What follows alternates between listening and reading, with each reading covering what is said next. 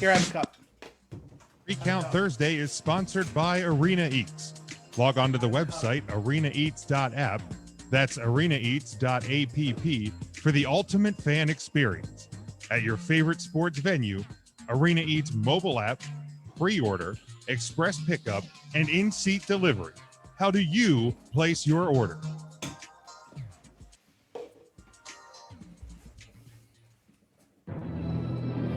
The World Wrestling Federation, for over 50 years, the revolutionary force in sports entertainment. Oh, it's live, pal. Really glad that you're our friend, and this is a friendship that'll never, ever end. Everybody three count. 1, 2, 3. 1, 2, 3.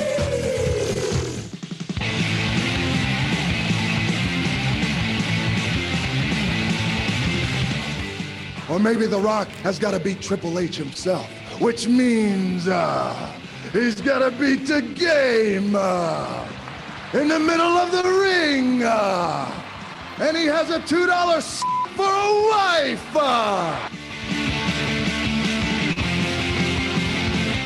You're too damn selfish, and that's why you're sitting there with a bad leg, and that's why I kicked your leg out of your leg.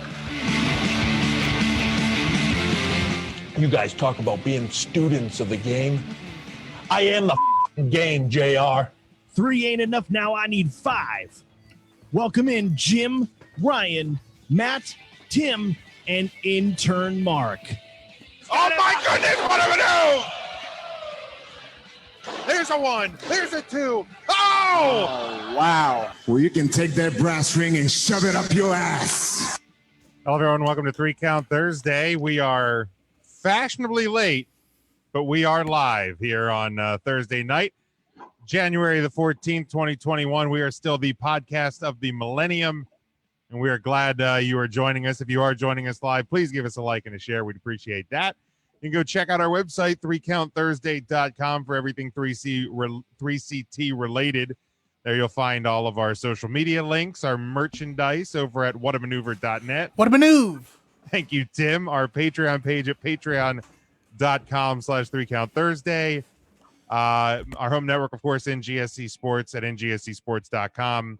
And you can hear us daily at leavesports.com. Ryan, that would be leavesports.com. LEEIBsports.com. Ryan, you continue to disappoint. But you can also check out our Collar and Elbow Brand deal store, collarandelbowbrand.com. Promo code 3count gets you 10% off each and every order at the Collar and Elbow Brand store. So make sure you check that out as well. Lots of great merchandise over there as always. And we are back. Sorry about being a little bit late, little technical problems, but we are here. And Matt. Speaking of technical problems, I can't get the board to work. How you doing? There we go. Matt. I'm doing well. I'm actually working in the office this week, so tomorrow will be my last day in there for a month, so it'll be a nice Friday for me. Change of scenery. Got my green tea, still dry during the week. Ooh, so how's that going? Is that going all right? Going well. I'm down 7 pounds since the new year, so. Is that just from not drinking? Maybe I should think about that. Ryan. How you doing? So good, Jim. I can't wait to talk about our favorite Royal Rumble moments tonight on the podcast. Yeah, all right. I'm just putting you in timeout. Tim. How you doing? So let me tell you all a little story about why this episode of 3 Count Thursday is late. Your boy, after work, took a 2-hour and 45-minute nap and didn't wake up until 7:45. And then I hustled my ass up the stairs, only to then realize that the broadcast software that we use to stream needed updating. So then I figured that out. And that's why I'm wearing a hood, because my hair is a mess. Attaboy. How you doing? I legit thought you were going to say 2.5 hour dump. Nah, man. If I... No, we're not with you, Ryan. there are only two things I do in life quick. That's get dressed and do a number two. I'm very efficient on the potty. Awesome. I'm proud of you. I'm happy for you. Fastest poop in the West. Turn Mark. How you doing? Boy, hi boys. I'm doing real good. Real good. Does anybody else have the Discovery Plus app? No. Are you gonna keep telling us how you're getting illegal TV again? Well, no, I have to pay for the Discovery Plus app. Oh, okay. Now, it's $4.99 a month or $6.99 with no commercials.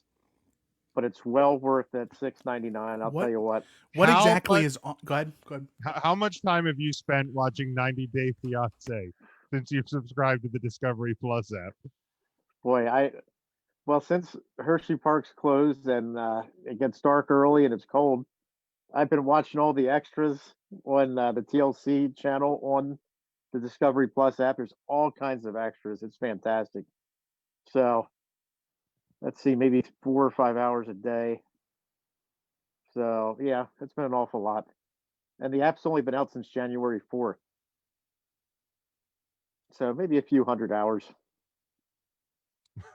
That I actually thought it was going to be more if we're being 100% honest with each other. What a man, what a god, this guy. All right. How are you? Jim? Big Jim? Hit the button. Big Jim? Yeah, Jim, hit that button. Jim, how you doing?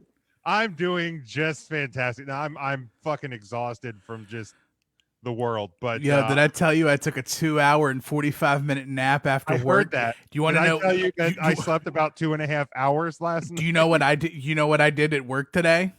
Slept? Sit. I sat for 8 hours and I was like, man, I did so much sitting today. I think I'm going to change it up and I'm going to lay down with my eyes closed.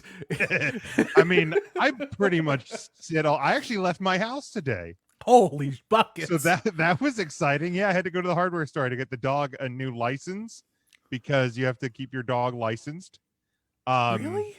Yeah, they mail those to you. Well, no, they mail the card. You have to I guess you can send it back in, but I figured, my dog's 16. If I trust the U.S. mail service right now, I may never get the license back in time. So wait, they send the card to renew, but you can, I guess, either send it into the county or you can go get it at the hardware store and get the license there. Oh, I always just do it online. Oh, I didn't know you could do that. I've always just done it at the store. I just thought that was the expiration and you had to put the dog down. I didn't know. That's why I got rid of my dog. Oh. I didn't know that you had to have a license for those things. Yeah. You have to. Is that only a Pennsylvania thing? I have no idea. I haven't lived outside of Pennsylvania, so I'm not sure. That's another way they just take y'all for taxes, man. But yeah, so Pennsylvania State Athletic Commission, Pennsylvania State Canine Commission. I had to all y'all. I had to go get him a new license, and I had to get the propane tanks refilled. Now, does he get his picture taken for that license, or is that no, not a driver's license? Not a driver's license. Okay. At his age, he's I don't think he could pass the driving test. He's taking the taxis. Yes, he's the Bernie Sanders of dogs. Sure. Yes. Did you hear about take an Uber? Did you guys hear about the DMV that they tried to build off the coast of Florida that was underwater? No. They were having a hard time trying to find people to work it, but eventually they found their first person to work it, and they have a wonderful permit crab. Oh. That's like a Sea Star joke. I was gonna say y'all lucky y'all ain't heard my 1-2 combo on Elon Musk. That one is taking the house by what's worse, what's significantly fewer, by a drizzle, not a storm. It's really just they're not very good, but what are you gonna do? Nothing. I'm just gonna keep turning around and saying Elon Musket, and people are just gonna figure it out. Hey, you do Elon Musk. Elon Musket, dude. Elon musket. Yeah, Okay. just an electric musket that you also have to load like a regular musket. But it's Gotcha. electric. The Elon musket. Elon Musk. Got it. I Got it. hate Wasn't that everything the- about this show. Wasn't the Elon Musk Tuesday special at Hoss's Rhine there when they had the Linux sauces? It was one of their rubber steaks. The Elon Which Musk, it doesn't was conduct $1. electricity. Yeah. I Scotty, just miss. does I miss- Pennsylvania still have the pay to work thing that's like $55? Yes, I guess. Is that Yeah, a- it's $2 like off every paycheck to work in the what is it? I guess the county that you work in. What? Yeah, it's $2 off every Boy, paycheck. I'm so so it's a glad total I'm of- out of there, boy. Yeah, sorry that upsets you. Get me out of there. Or $1 if you get paid every month. It's $52. $52 a year to pay. You pay to work. You pretty much pay to work. God, look Does- at your Do your I eventually? stuff. Do I It is eventually? there. Do I get that back because I've been on unemployment for? Maybe. I don't know. I guess don't think does it balance out? Do I have to pay to get unemployment? I don't know. I don't know. Okay, let's get into it here with our weekly segment. Of course, we're looking at January 14th in wrestling history. We have 3 birthdays. Hacksaw Jim Duggan was born in 1954. Matt Riddle, 1986. And Casey Catanzaro, 1990. So those are your Mighty birthdays. Casey. You didn't clap. You can't even clap? Not a clapper. You're not a clapper. Gotcha. You're lucky you All got right. that out of me and I fucking remembered it. I'm proud of you for that one. Then we go back to the year 1991. Jeff Jarrett won a tournament to become a 2-time USWA Southern Heavyweight Champion in Memphis, Tennessee, defeating Brian Lee in the finals. The title had been vacated the previous month when Eddie Gilbert left the territory. In 2001, WCW held their first and last Sin pay-per-view from the Conseco Fieldhouse in Indianapolis, Indiana, in front of 6,617 fans. Show featured 10 matches. The final WCW match of Bill Goldberg's career, and the main event saw Scott Steiner retain the WCW World Heavyweight Championship in a 4 corners match versus Jeff Jarrett, Road Warrior Animal, and Sid Vicious. Of course, this was the night that Sid suffered the compound fracture in his leg after jumping from the second rope. I'm sure we can all visualize that just hearing that happened today. 'Cause I'm sure That's what I thought. Goldberg's last WCW match was the team of totally buffed Lex Luger and Buff Bagwell taking on Goldberg and Dwayne Bruce. Who is Dwayne Bruce? Thing sucks. Wasn't he the Sarge? Sergeant from, Buddy Lee Parker. State Patrol. His trainer. Wow. Comes full circle. How poetic. Well, thank God Goldberg's career didn't end there. Yeah. Yeah, thank God. Ain't that a kick in the head? All right, then we go to 2000. Bret Hart joke.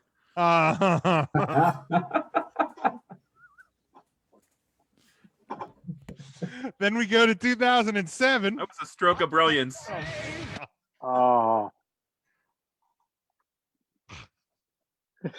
TNA Wrestling holds their 3rd Final Resolution pay-per-view from the Impact Zone in Orlando. The show featured 1 dark match, a pre-show match, and 6 main card matches, which was headlined by Christian Cage defeating Abyss and Sting in a 3-way elimination match for the NWA World Heavyweight Championship. Was that their 3rd and final resolution or 3rd final resolution? 3rd Final Resolution. They just had Final Resolution. The WCW was the first and final. Got it. I'm back to speed. All right, very good. All right, 2011. UFC President Dana White shot down reports that Brock Lesnar would be returning to WWE to wrestle The Undertaker following an interaction caught by MMA reporter Ariel Helwani on camera. He noted that Vince McMahon did contact him about the possibility, and White turned it down. And then finally, In 2012, the fabled Ecw Arena on the corner of Swanson and Rittner Streets in South Philadelphia, PA, closed as a venue after it was taken over by new management. A year later, the venue, slated for major remodeling, had sit vacant and had not hosted any events, nor had it been reconstructed. The venue, which had become one of the most legendary buildings in wrestling history during the run of Extreme Championship Wrestling, hosted independent shows all through its existence. Of course, the 2300 Arena, of course, now is back up and running when you're allowed to have live events. So, but those were all the items that occurred January 14th in pro wrestling history. And that's where the 2300 is where the icons things you guys were at, right? It is beautiful place, very beautiful. Very good, very good. Scotty asks Also where here, they held a wing pole last year. For all of you familiar with wing pole tradition in Philadelphia. Scotty says sushi is the most disgusting thing ever. I disagree. He asks, is the Alicia Atout and Selena De Laurenta Twitter feud in MLW a work? Probably. I mean, I've seen some of the quote retweets from the two of them. I don't exactly know what it's all about, but I would assume that it's a work.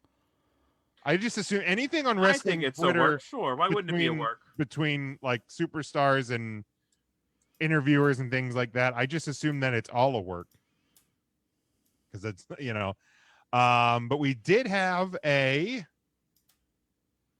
3 count question of the week this week, and I actually want to pull up some of the responses because we did have some pretty good responses on social media. But the question is, since we are in Royal Rumble season, I decided to throw this out there. And what is your favorite Royal Rumble moment of all time? Now, this could be a moment from a Royal Rumble match. This could be a moment from a match at the Royal Rumble, or you could pick one of each. It is entirely up to you. This is as you choose to interpret it. I am not trying to rule with the heavy hand as host of this show. So, does anybody want to? Ryan, I can literally see that we're not audio only anymore. I mean, you can make fun of me. Just turn your camera off, and I will just assume. Do not turn your camera off. Yeah, actually, yes. Don't turn your camera off. Or just like put something up over the screen or over the camera so that I can't see you make fun of me. Does anybody want to lead us off? Tim, you can lead us off. I will go first. My favorite Royal Rumble moment took place at the 2009 Royal Rumble? Question mark, exclamation point. Hold on. I gotta remember. Nope, it's not that one. The 2008 Royal Rumble. Holy buckets. I'm so behind. The 2008 Royal Rumble. The miraculous return of John Cena. Was that MSG? Yes. Okay. That's a good return. Yeah, fantastic return. John Cena pretty much died from a bullet wound like 3 months earlier, and then his body spit out it's not a bullet. It was like a torn pec. He died from a bullet wound? No, he tore his pec. He did something to his jammy, his whole brain, neck, chest thingy, and he came back in 3 months and won the Royal Rumble. And it's such a great moment to see the fan base genuinely react to the return of John Cena and like, holy buckets, he's here, cheer, cheer, cheer, cheer, cheer, and then immediately go, oh crap, it's John Cena, we're supposed to boo, and then bring it down. Hello, it's John Cena. The best part about the soundboard tonight is every time I've clicked something, there's been a delay, which I'm assuming is just going to get worse. So at some point, We're gonna have just random sound bites probably just flying in here. Love it. But yeah, that was a good one.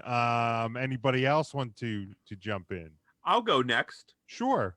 Owen Hart. What about Owen Hart? 1994 Royal Rumble. Kicked your leg out from under your leg. No, I'm sorry. I got my questions mixed up because we have multiple questions of the week. We don't have multiple questions of the week. That's my fault. I'm so sorry. Oh, God, I see what you did there. I'm so sorry. I got confused. And now you see Jim's answer for the other question. I know. Isn't it great? Fuck you, buddy. For the record, that is not my answer for the next question. Okay, then Roddy Piper. It was never my answer. It was your answer. My answer will be the Royal Rumble.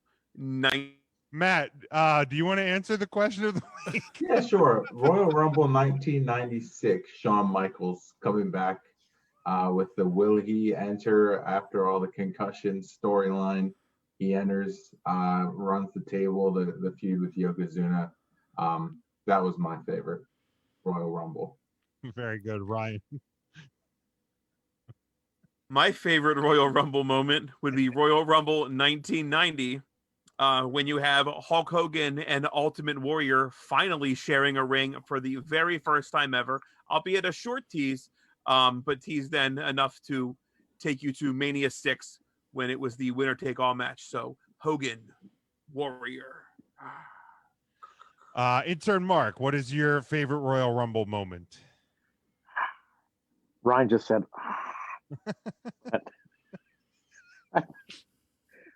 boy, I got a couple of them here.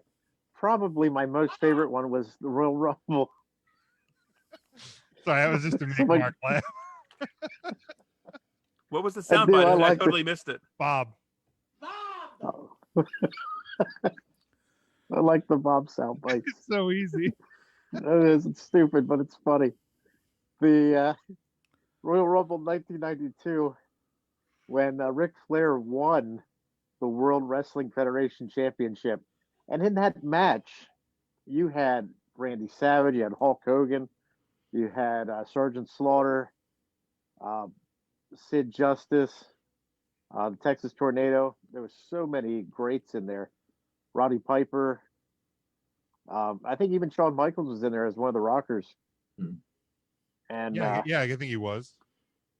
I think it was. That was I think it was like one of his first appearances post Rockers as the boy toy. You know what? I think you're right. I think you're correct.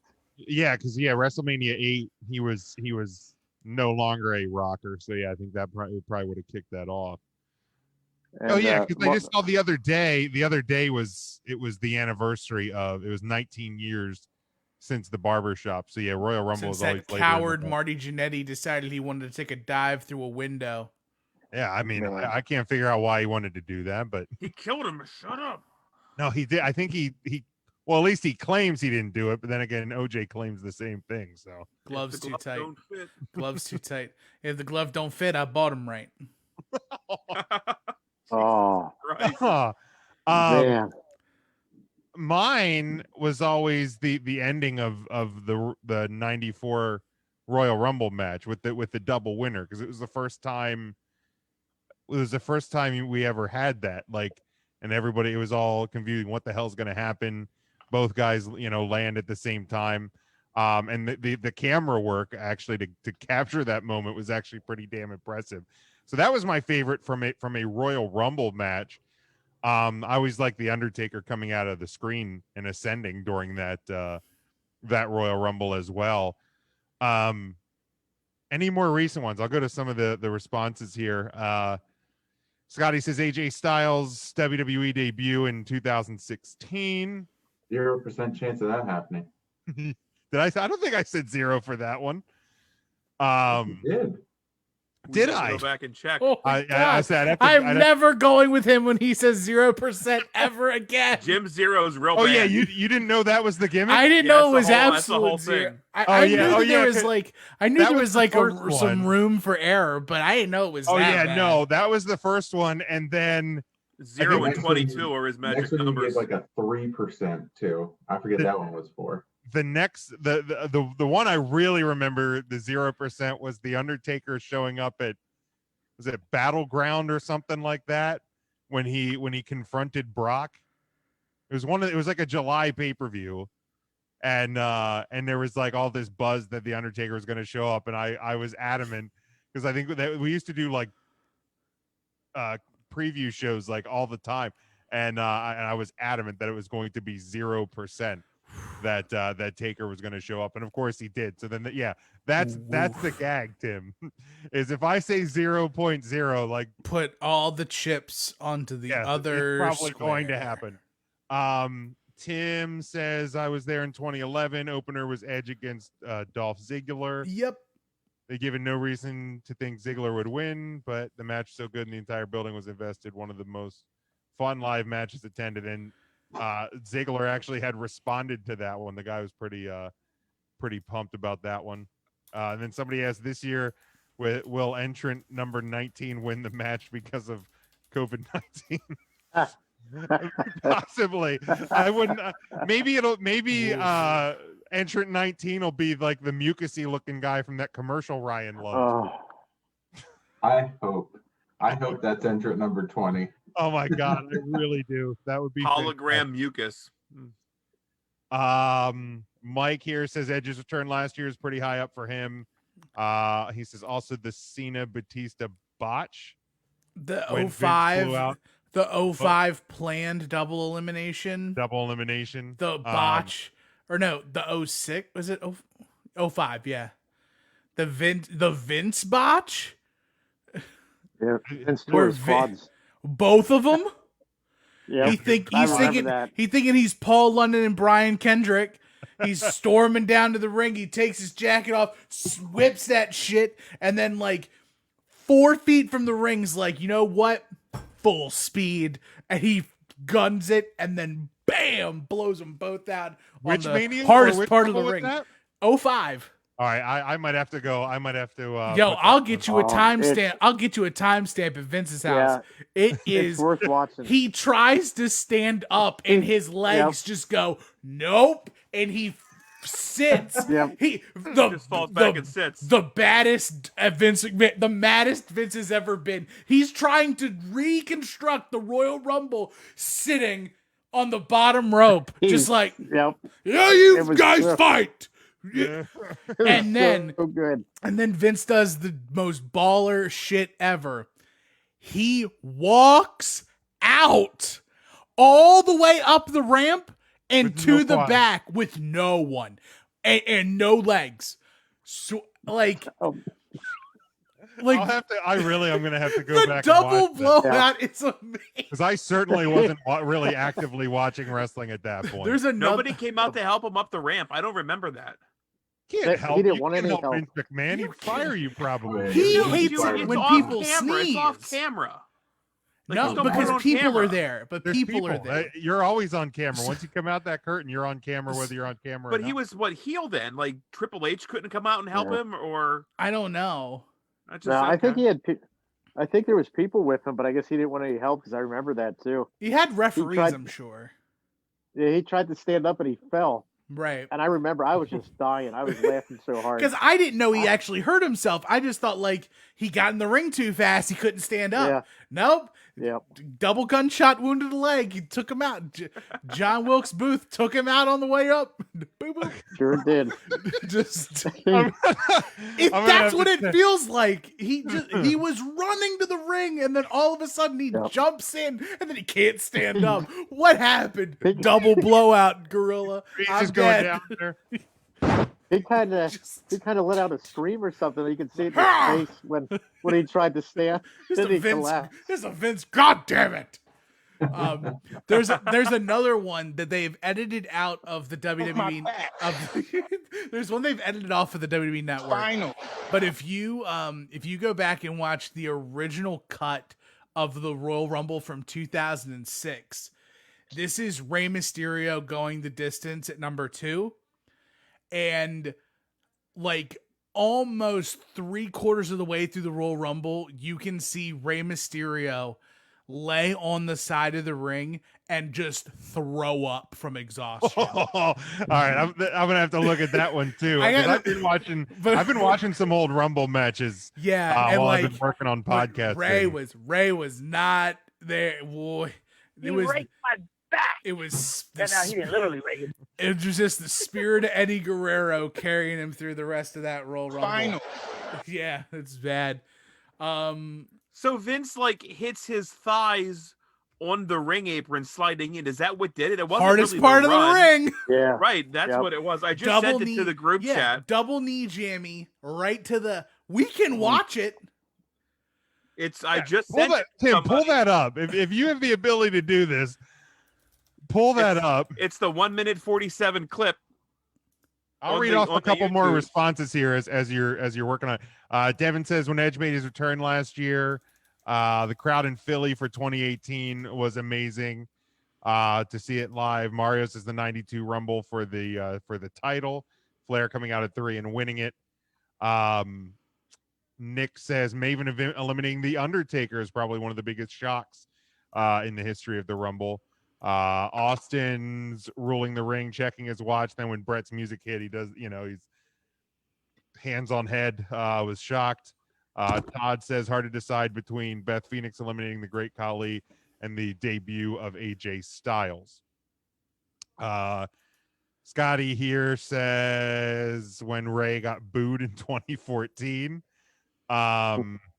Jason says Titus falling under the ring at the Super Royal Rumble was pretty fucking awesome. Yeah, that was great. Yeah, I forgot that was even called the greatest Royal Rumble. Scott says, did I say 0% chance for Sting coming to the WWE? I don't know if I don't think the 0% gimmick had happened before Sting came before WrestleMania 31, because that would have only been our second WrestleMania at that point. And then he asked, what is the percentage of Jay White showing up in WWE? 3%. Okay, I have it ready to go. So good. So, for those of us watching, it'll be on a delay, but this is the full 1 minute clip or 1 minute 45-second clip from the WWE network, or not the WWE network, because it's clipped, but of the incident. Enjoy.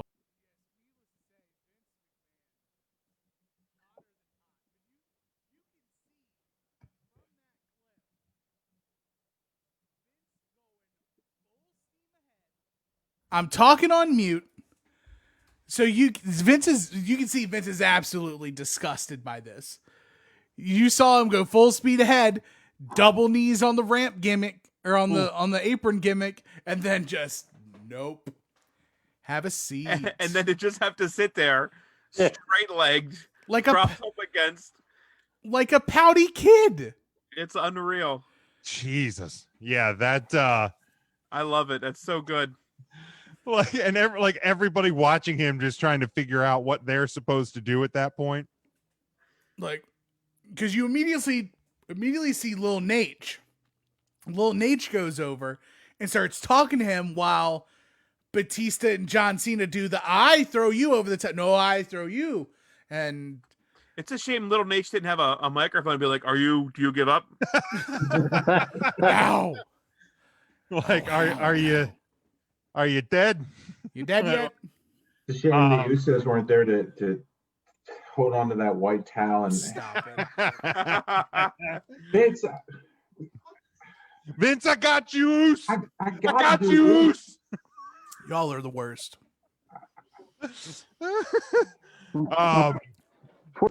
Scotty says Vince looked so like he was about to do the sit and reach, and yeah, V sit and reach. He was just like, oh man, oh man, yeah, that's a pretty classic one, right there. So, but is there any like moments from like recent WrestleManias, Royal Rumbles, like maybe even in the time since we've been doing the show, that stick out to you as like all-time moments?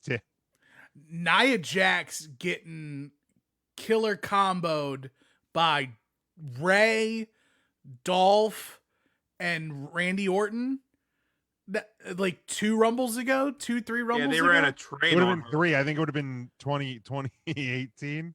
But she got super kicked, 619, and then RKO'd all in a row.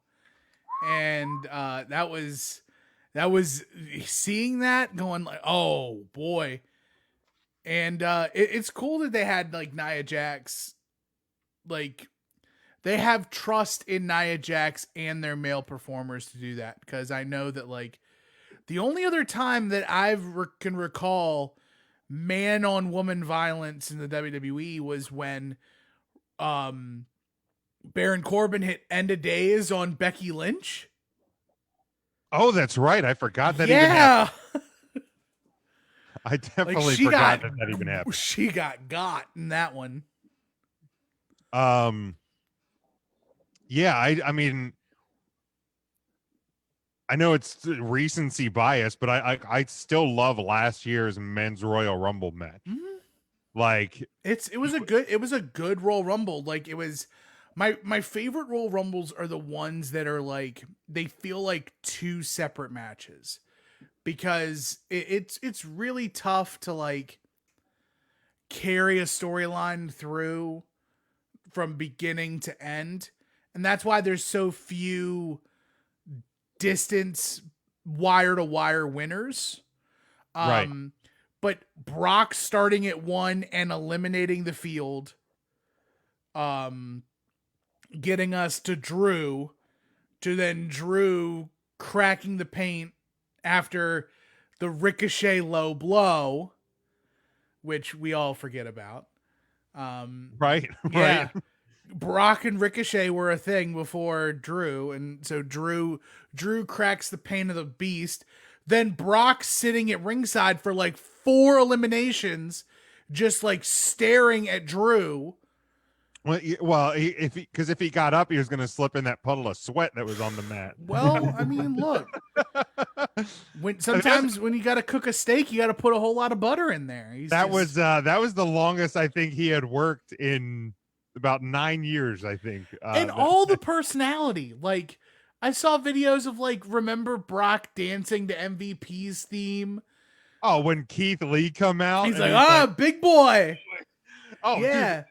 Dude. It was just great. Yeah, like the Brock run at the beginning of the 2000. I mean, even when like Kofi came out and everybody's like Kofi's gonna get his revenge, and then I think like 2 guys later, I think E was out, and then Brock eliminated them both. Rey Mysterio came out too, and it was like it was like a 2-on-1 or a 3-on-1. I think it was Kofi, Ray, Big E. Mm-hmm. Everybody's like, oh, awesome. This is where Brock's finally going to get his. Kofi's going to get his revenge. And within like 40 seconds of Big E being in the ring, all of them were out. Like, yeah, it was just so well done. And obviously all of Kofi's generally his ability to save himself from elimination is always a fun time. And that's not even a Kofi thing. That was a John Morrison thing before it was a Kofi thing. Okay. I didn't really realize that. Because I know that amongst the 5 of us, I can't speak for Mark, but at least for some of y'all, there was a lapse in fandom. Yeah. Like during that, like it was like late.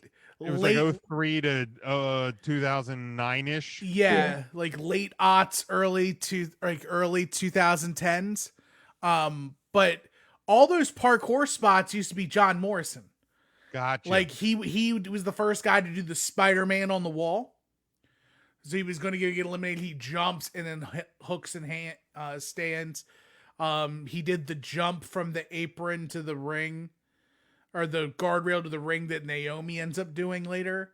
But Kofi took it over because John Morrison was gone from the company. And they were like, we need somebody else to do this. And then as soon as they did the women's Royal Rumble, that's the Naomi spot now. Naomi and Casey Catanzaro did. Yeah, Casey did. Spot in the one. Casey did the handstand into the pole climb. Yeah. Yeah, a lot of my friends that aren't wrestling fans enjoyed that one for some reason I can't quite explain. Do they Yeah, pay that- for a that lot was of a good things in one. $1 bills? Any other like more recent ones, Matt or Ryan or intern Mark, before we close the topic? What was the first women's battle royal or a Royal Rumble? I remember 18 watching and being like super disappointed that Ronda Rousey wasn't part of it. And then Ronda Rousey came out. And she pointed. She did the point. She did do the point. Very aggressive. With She her like, pointed smile she was trying to hide the whole time. the whole time. Just walking down. I'm angry. My shoulders I'm are swaying. tough. I'm tough, but Yeah, I'm like having weird, so like- much fun. Enjoyed Like that. the weirdest power walk ever. And there was like a ton of non-signed talent in that one too. A lot of like throwbacks. Yeah, a lot of legends. Lots of legends. Yeah, because I think I was watching that one the other day, and it was like Lita was in, Tori Wilson, Michelle McCool. Molly Holly, Vicky, Kelly. What do you mean Michelle Jacqueline. McCool is not a part of that list? Michelle McCool is. Yeah, she's in there. Jim like I'm just not a fan. No, I didn't. I didn't take her gurgle at her. That's his job. Where's the guy?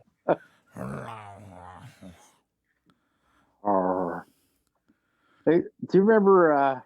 I forget what year, 97 maybe or 96 Royal Rumble when they had a bunch of the Mexican stars in there for I a think it one-off? was 90. That was 97 because it was the Alamo Dome. And That's right. Mil Yeah, they had, Mascaris eliminates himself. Yep. Because no yob. Yeah. No yob. Oh yeah. No yob. In that match, he actually he stepped through the middle rope and jumped off the top rope, and then they said he was eliminated. But technically, he wasn't. He's Wait, still in it. So Mil Mascaris is still in the Royal Rumble, is what you're telling me. Yeah, if you go back and watch that, Eliminated.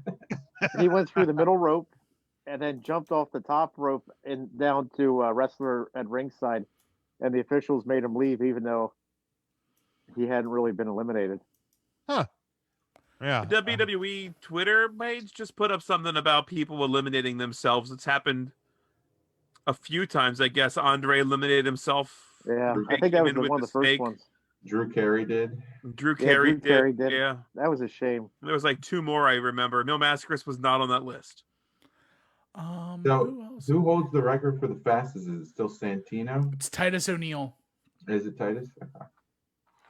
But Titus has a couple of great Rumble moments, including breaking the record, and it's technically not a Royal Rumble, but it's the greatest Royal Rumble, Titus World Slide. Yeah, that was so good. Oh my God! He's Hearing lucky he wasn't hurt. Now the gimmick one, that was a battle royal. That was not a Royal Rumble, right? the one in Saudi Arabia was absolutely a Royal Rumble. No, that one. I'm Oh. talking about like The one at the one WrestleMania at 7. Mania. Gimmick The Battle gimmick Royal. That was a Royal. gimmick battle royal. Okay. Yeah. Yeah. Titus O'Neil's lucky that was in Saudi and they didn't have the LED apron. Because if they did, he would have been fucked up Well, big time. I am almost certain that was on purpose. You think? I'm almost certain that that's on purpose. Titus is clumsy. He's fallen a few times. Yeah, but like Titus also knows that like to get remembered, you have to do stupid stuff. People don't remember much about the first season of NXT, but damn it, they know he effing fell with the keg. That's true. I remember that too. Well, Yep. and he probably probably wasn't too long after he grabbed Vince on the stage, so he figured this will probably make the old man bust up laughing. So I'm gonna go out there and make a schmuck of Yeah, myself. and that whole thing was so dumb. Oh man, don't get me. Yeah, it was. Don't get me started. I am one.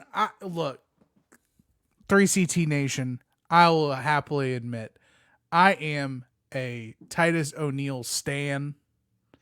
I'm here for Titus O'Neil. I'm here for everything he does. He is a bulwark in the community in Tampa. just absolutely killing the game. That's the guy. Titus is the man. Yeah, absolutely. All right, let's do we want to do, let's do the break and then we'll come back and hit everything else. So we are going to we're going to pause now to hear from our sponsor, and then we will come back. We'll talk some WWE Championship history, Aew Dynamite Awards, and more. Stick with us. 3 Count Thursday live. After these messages, we'll be right back.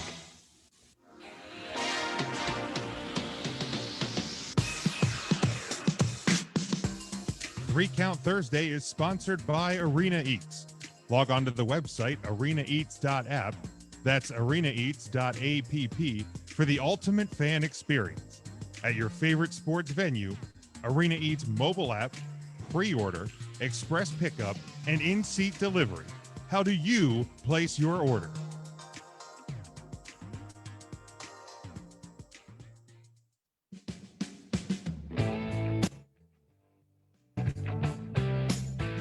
You're listening to NGSC Sports Radio.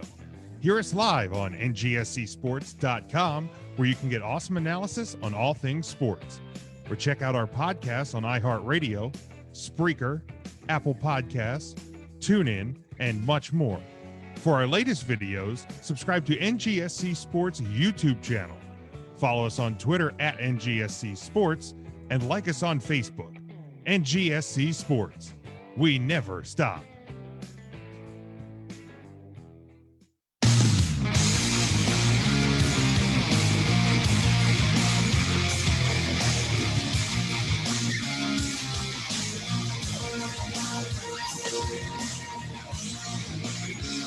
Welcome back, 3 Count Thursday live here on our Facebook page. If you're following along with us on the live video, give it a like, give it a share. We'd appreciate that. Get as many people in here and interacting with us. AEW superfan Jason is pretty thrilled. We're going to be talking about their Dynamite Awards here in a couple of minutes, so I'm sure he'll be sticking with us through that. But first, Ryan somehow seems to think that this was the actual question of the week, which it was never the question of the week. That too. I don't see how. I just asked if we had ever discussed the topic. I guess we are fickle, and if you ask a question, we think it's the question. I thought it was question of the week too. Okay, so apparently it was a bonus. The 3 Count question of the week. I don't even know where I got the topic. It may have even been like WWE on Fox. It was because Ryback retweeted it. Oh, that's right. Because Ryback right. an asshole about it. Right. That's what it was. So it's best wrestler to never win the WWE Championship. Now, Ryan, I think you may have had an answer earlier. Would you like to keep that? Would you like that answer to be your answer? Absolutely not. Wasn't deserving. Oh my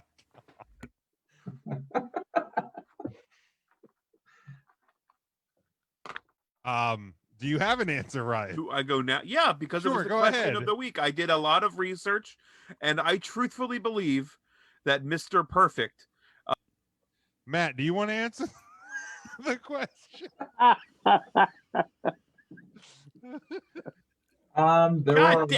God damn it! A lot of good people you could pick. I said I was going to choose mine in the form of a Funko Pop, and there's actually 4 I have here that could have been possibilities. You have Roddy. Mm-hmm. You have DiBiase. Ooh, okay. You got Jake the Snake. You do have Jake the Snake. But my answer is the bad guy, Razor Ramon. Ah, okay. All right. I think that the quality of work he had put in and the storylines he was involved in his heyday probably earned him a title shot and a title reign. That I just think it was a missed opportunity back in the day. Did he ever even? I don't think he ever even had a match for the WWE Championship. I feel like he wrestled Brett for it. That's what I was thinking too, but I don't At think like it a was a Survivor high-profile Series, match. maybe. No, he wrestled Brett. It was a Royal Rumble. I want to say Rumble 93.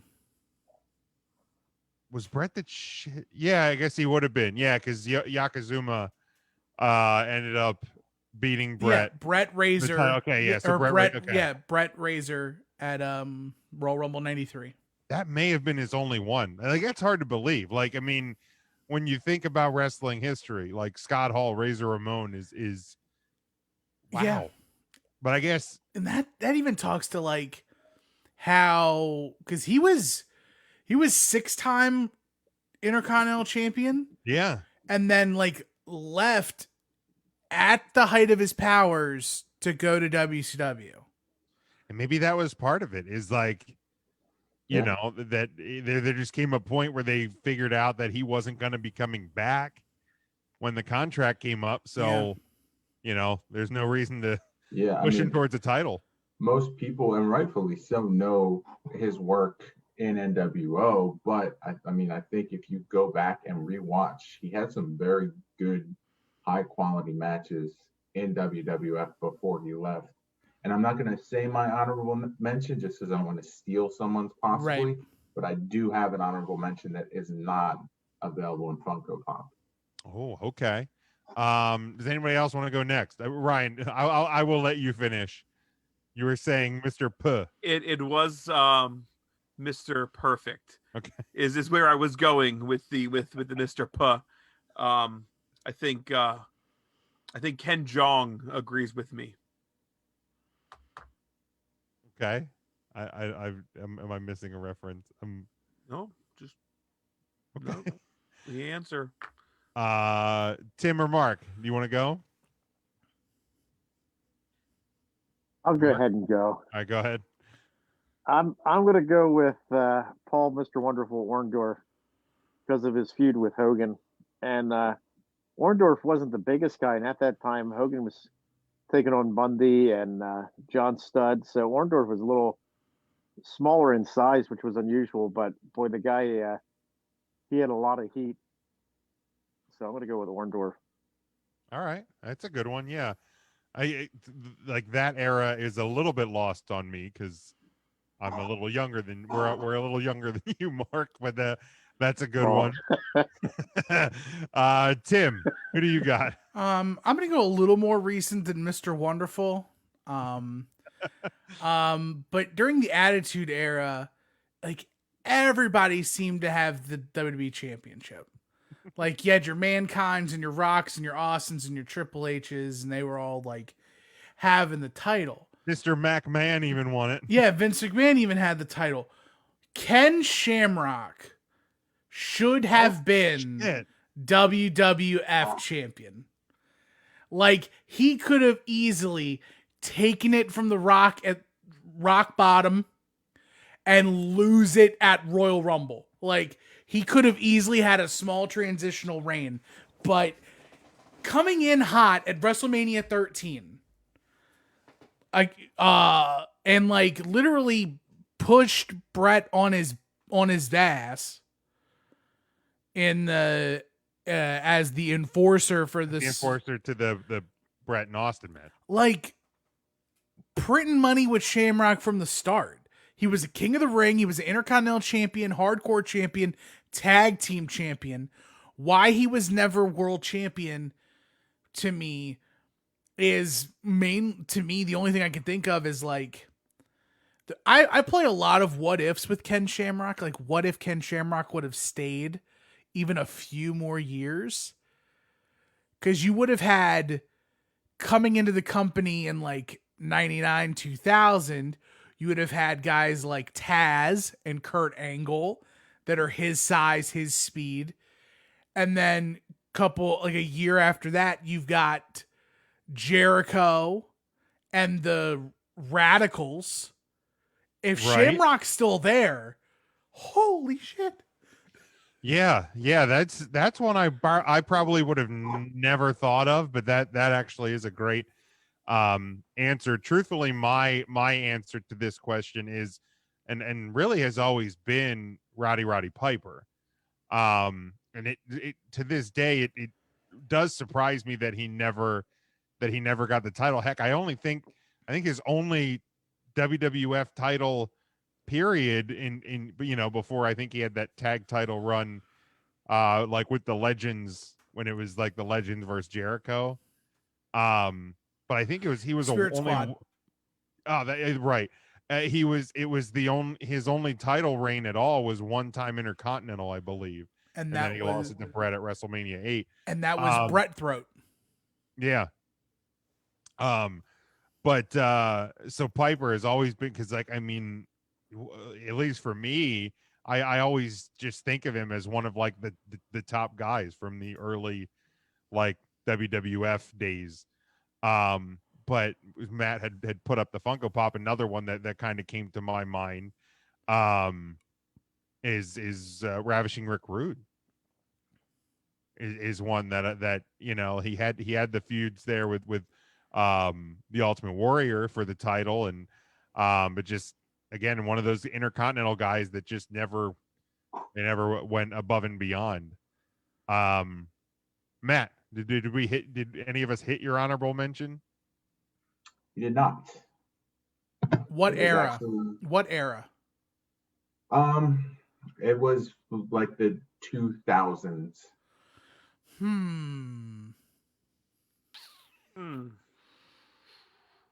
Tyson Tomko? Yes. Oh man. Was Viscera? It was not Big Vis. Is it Christian? No, but I did think about him. Christian was a name that did pop into my mind because he did have the big gold, right? He had won the big gold. He never actually won. And he had the ECW title too. Yeah, but he had never actually won the WWE. What's another hint?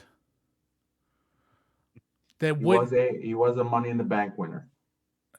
Huh. Jason asked if it's Val Venus. No, that's next week's category of guys who should have never actually had any WWE gold.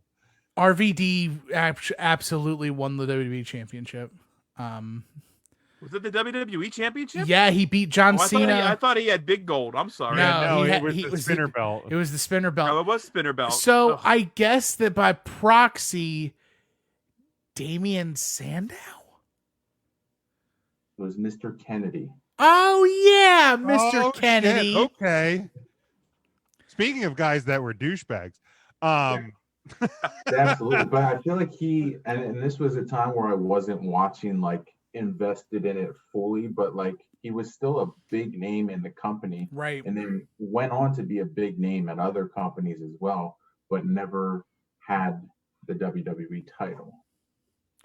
I don't know if he ever had a title in WWE. That's a great question. I think he might have been United States champion. Look that up quick. Devin says he thinks that Piper won the WCW US title. Yeah, I think he did. I was speaking strictly to WWE, the WWE titles, Devin. But you're right. He did win the US title as well. I mean, I know you guys do. I mean, Owen Hart was an answer that when this topic is brought up, it is one that always comes up to me. My brother Owen. Like I just felt in that 90, like it's like 94 to 96, and that in that run, I feel like he could have gotten it off of Brett. SummerSlam 94. That was it. They should have pulled the trigger.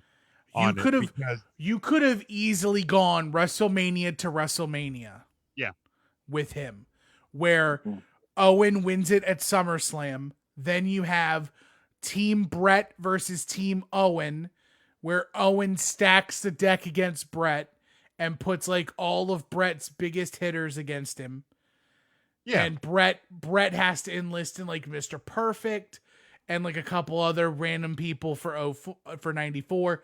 Then you have Brett have to run it back to back at the Rumble. And then he actually gets his straight up his single win at the Royal Rumble the year after, instead of giving that to Shawn. And then you go to WrestleMania 11, you still get to Bam Bam and LT. Sure. You can still do Shawn and Diesel. Yeah. And then you have Owen and Brett because and we don't get Brett versus Bob Backlund then, and we're all better for it. Yeah, and we don't get Owen Hart and Yokozuna versus the Smoking Guns. I think that was on the card too. No, I think wasn't. Oh no, next year the WrestleMania 12 was the Body Donnas on the free for all. So yeah, I think it was the Smoking Guns. Yeah, you remember Sonny? Well, I mean, Sonny was part of the Body Donnas, and then but she was also with the Smoking Guns, right? She was with three straight WWE Tag Team Champions. She was with the Donnas, the Guns, and the Godwins. So she was a whore, is what you're telling me. Now she Jim. was. I mean, she was like a whore for the titles. She was a business-minded individual. Yes, that's and that's what I meant. That's what I meant. That is, I didn't mean anything. I didn't mean anything else. You are a dastardly. If they have internet in prison, you son of a bitch. Somebody slip her a copy of this podcast in her birthday cupcake. Jason says, "Goddamn soundboard, China." China. I'll just be your soundboard. I know exactly. I know what. He said, "I never bought into Owen." You really think he had? I don't think it was that he necessarily had the fan base, because he was the heel to Brett's face at that point, the story they had from WrestleMania 10 when he beat him, from turning on him at Survivor Series to the reuniting before the Rumble, whoa. kicking his.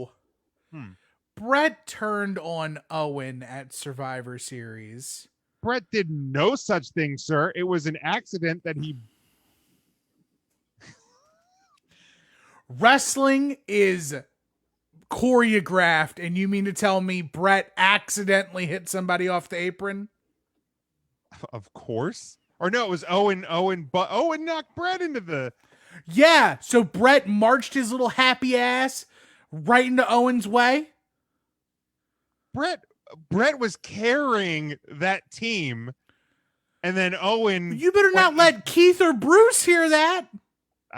I think I'm pretty safe if they hear that. Bruce, no sir. You want sunglasses Bruce Hart just showing up? He ain't doing nothing. He's tapping on the window to your right now. He's trying to move the three count picture. Guys, I gotta go. Did we ever have that one Hart on the show? No, we never did. I don't do a Bruce. No, not that one.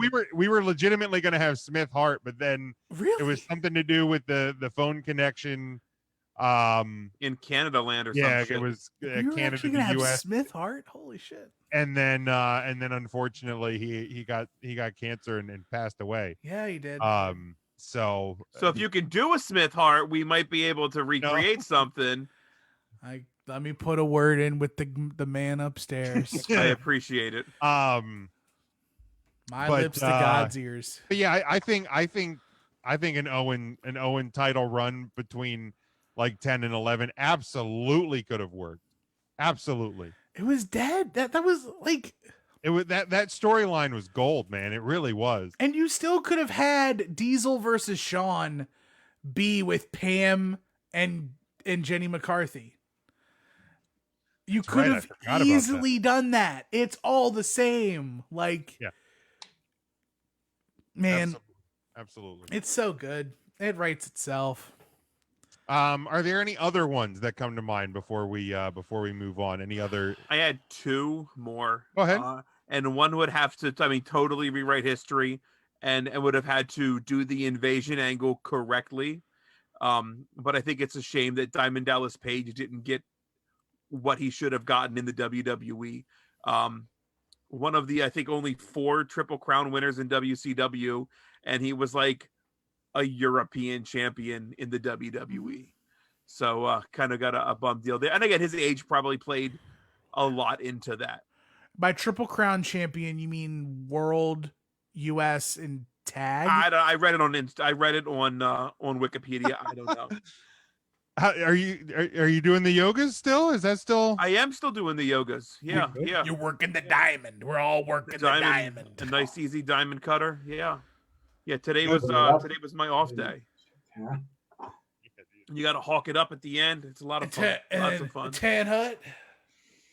That's so good.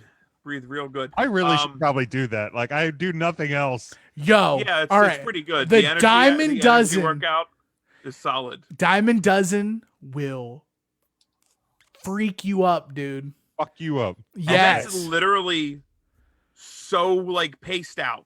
Oh, it's so good. You're just learning the moves, but it is so much talking, and it'll whoop your ass. Yeah, it will. I mean, it also we're also very fat and out of shape. So For sure. It's not even that I'm fat and out of shape. I mean, it's that like my range of motion is like in negative integers. I think that plays into fat and out of shape too, right? Nah, I'm so rigid. Like I'm just like I can't stretch like I'm supposed to. I feel like that comes Hey, down to... shut the fuck up. I'm just saying what I'm saying. No, because I know there's some fat dudes who can stretch. There's some big dudes who can stretch, and they feels like their bones and their muscles is lubricated, and mine are calcified. So like big athletes. I got quick feet. If you're fucking rolling down a hill. No, I can run routes. Yo, I'm deceptively nimble. I'm mega hard. I'm nimble. I'm nimbly bimbly. I'm light on my feet. You said you had two, Ryan? Cesaro. Cesaro. Yeah. Definitely. I mean, I guess technically speaking, there's still a possibility on that one. Realistically, probably not, but technically. It fulfills the question. He has never won it. True. Very good. Yeah. How about an old one, Ricky Steamboat? Shit, yeah. It's a good one. Mm-hmm. That is a good one. I think the reason he left the company is because they didn't make him world champion. When he came back the second time as the Dragon. Oof. Well, he always was the Dragon, but he had more of the Dragon gimmick. Yeah, he was a literal dragon at that point. He was a dragon, man. Fire breathing, even. Yeah, he had the headpiece and the fire breathing, and he had then he claimed to hate doing that, and then he took it to WCW, and he was breathing all over everything too. He's a really down to earth guy, though. Like I met him at a Comic-Con when Daniel Bryan was there, and the two of them had like a Q&A, and everyone was obviously just asking Daniel Bryan questions, and he'd be like, Ricky, what do you think? And he's just like, he had like awesome stories and just like a ton of knowledge about the business. Well, he was super cool at LCW or KPW. Yeah, one of the PWs, and it was still LCW at that point? I can't remember. All I remember is like I went out to like clear streamers, and I like squatted down by the ring. And he decided, like, I didn't know that he was like gonna do like a 40-minute thank you promo, or at least what it felt like when my fat ass was crouching by the down by the barricade. Jim, you could have done your DDPY at that point. I certainly could have. My God. But yeah, he was super cool then too. So yeah, that's another good one. Devin has a good one. The British Bulldog. He could have won it multiple times. He absolutely could have won it multiple times. Yeah, definitely a missed opportunity there. So a good fun topic, I think. But let me surprise you here. That was still Lancaster Championship Wrestling. There it is. It still was. Our pal Snitsky there I saw on the poster. Not his fault. Not his fault. You paid money for a DVD, huh? No. This was the LCW. The program. The programs. I thought you horked the DVD when Monty went out for his 47th cigarette. I never bought these, but I would always go over and say, "Hey, we need one to talk about the show and who's on the card," and that's how I stole them. Put them right out of business. Yeah, way to go, Ryan. Right out of Thanks, business. Ryan. Killing all those trees. Look at you. The Lancaster wrestling empire fell because of you. Ryan, stealing programs like an asshole. One program at a time. All right, let's Petty theft is a crime. Let's talk about AEW Dynamite. Bleacher Report and AEW announced this week the inaugural AEW Dynamite Awards, which will be hosted on the BR app January 27th at 7 p.m. The awards will honor the best and most viral moments from the past year. Fans can begin voting. They can vote now at AEWawards.com. Shaquille O'Neal, Burt Kreischer, Chael Sonnen, Curtis Granderson, Camille Kostick, Kevin Heffernan, Steve Lemmy, Ron Funches, Danielle Fischel-Karp, and Jensen Karp are set to be presenters at the ceremony, which will be held virtually, of course, due to the COVID pandemic. If Topanga's going to be on that, I'm watching this. I don't care. But let's. I'm going to run down the categories and the potential winners, and we will give our thoughts on who should win the award. Yes, Ryan. So this is not going to be broadcast on an AEW show. No, this is the 27th is 2 weeks from yesterday, so this will be, I assume, the hour leading up to AEW Dynamite. But this will be on the BR app, which is where are there pay-per-views on there? BR Live, yes. BR Live. So it's probably the same thing, but I assume this will be for free. I will participate in this, but no, there's no chance in hell I'm watching it. Yeah, I probably won't. Watch. Well, I just want to be honest. That's fair. 0%. Jim, you just said you're going to watch it. Now you're taking a step back. I say a lot of things. I mean, we are a wrestling podcast. We should act like we watch some stuff, but there's no chance I'm watching this. Hour before, and no, fuck that. I mean, you know you're going to tune in to watch Curtis Granderson. He's your favorite. I don't even know who that is of all time. I don't even know who that. There was two names I understood when you read that list off, Jim. One was Kreischer and Shaquille O'Neal. Burt Kreischer, the guy that takes his shirt off and tells the fucking Russian joke, and that's his only funny thing, by the way. I am the machine. Yeah, it's so true. He is just the machine. He's not very funny. Yeah, I'm muting both of you for that. Bert's fucking hilarious. I can just unmute myself. Yeah. His Netflix wow, you show, figured out how to unmute yourself. His Netflix show was trash. The Cabin or whatever. That's not even a horror show. Secret Time was okay. It was never. It wasn't meant to be a horror show. A show called The Cabin is always a horror show. That's not true. I don't think that's true. Matt? Ryan's right. Unfortunately. I know you don't like to agree with me, but sometimes I am right. I mean, if it's called The Cabin, I'm going to assume a horror premise at least. Or horror comedy. Wrong. Watching the show will make you fucking scream. Jesus. So dumb. Better or worse than the Big Show show? Just as, oh man. Don't even. You've got to be kidding.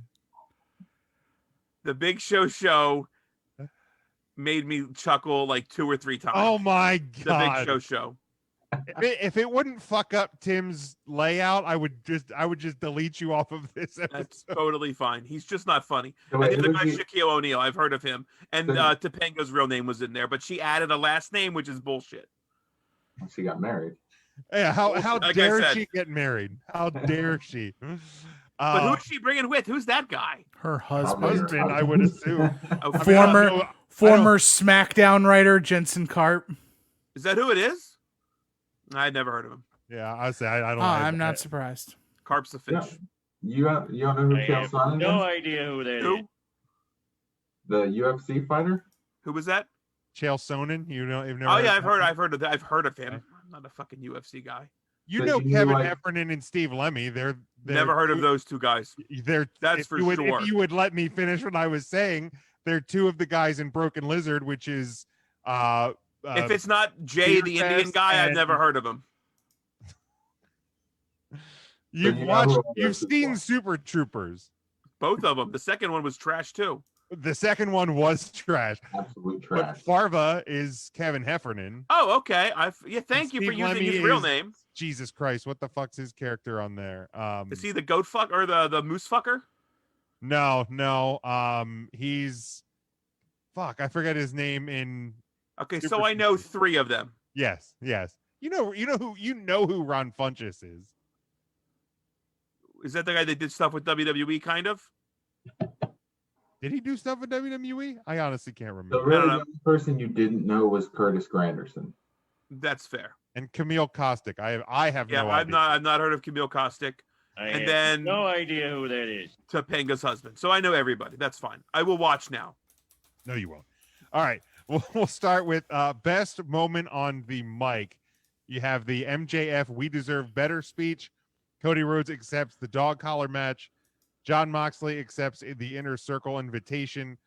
Brandy Rhodes confronts Jade Cargill, and Orange Cassidy debates Chris Jericho. For me, I have the MJF "We Deserve Better" speech. Yeah.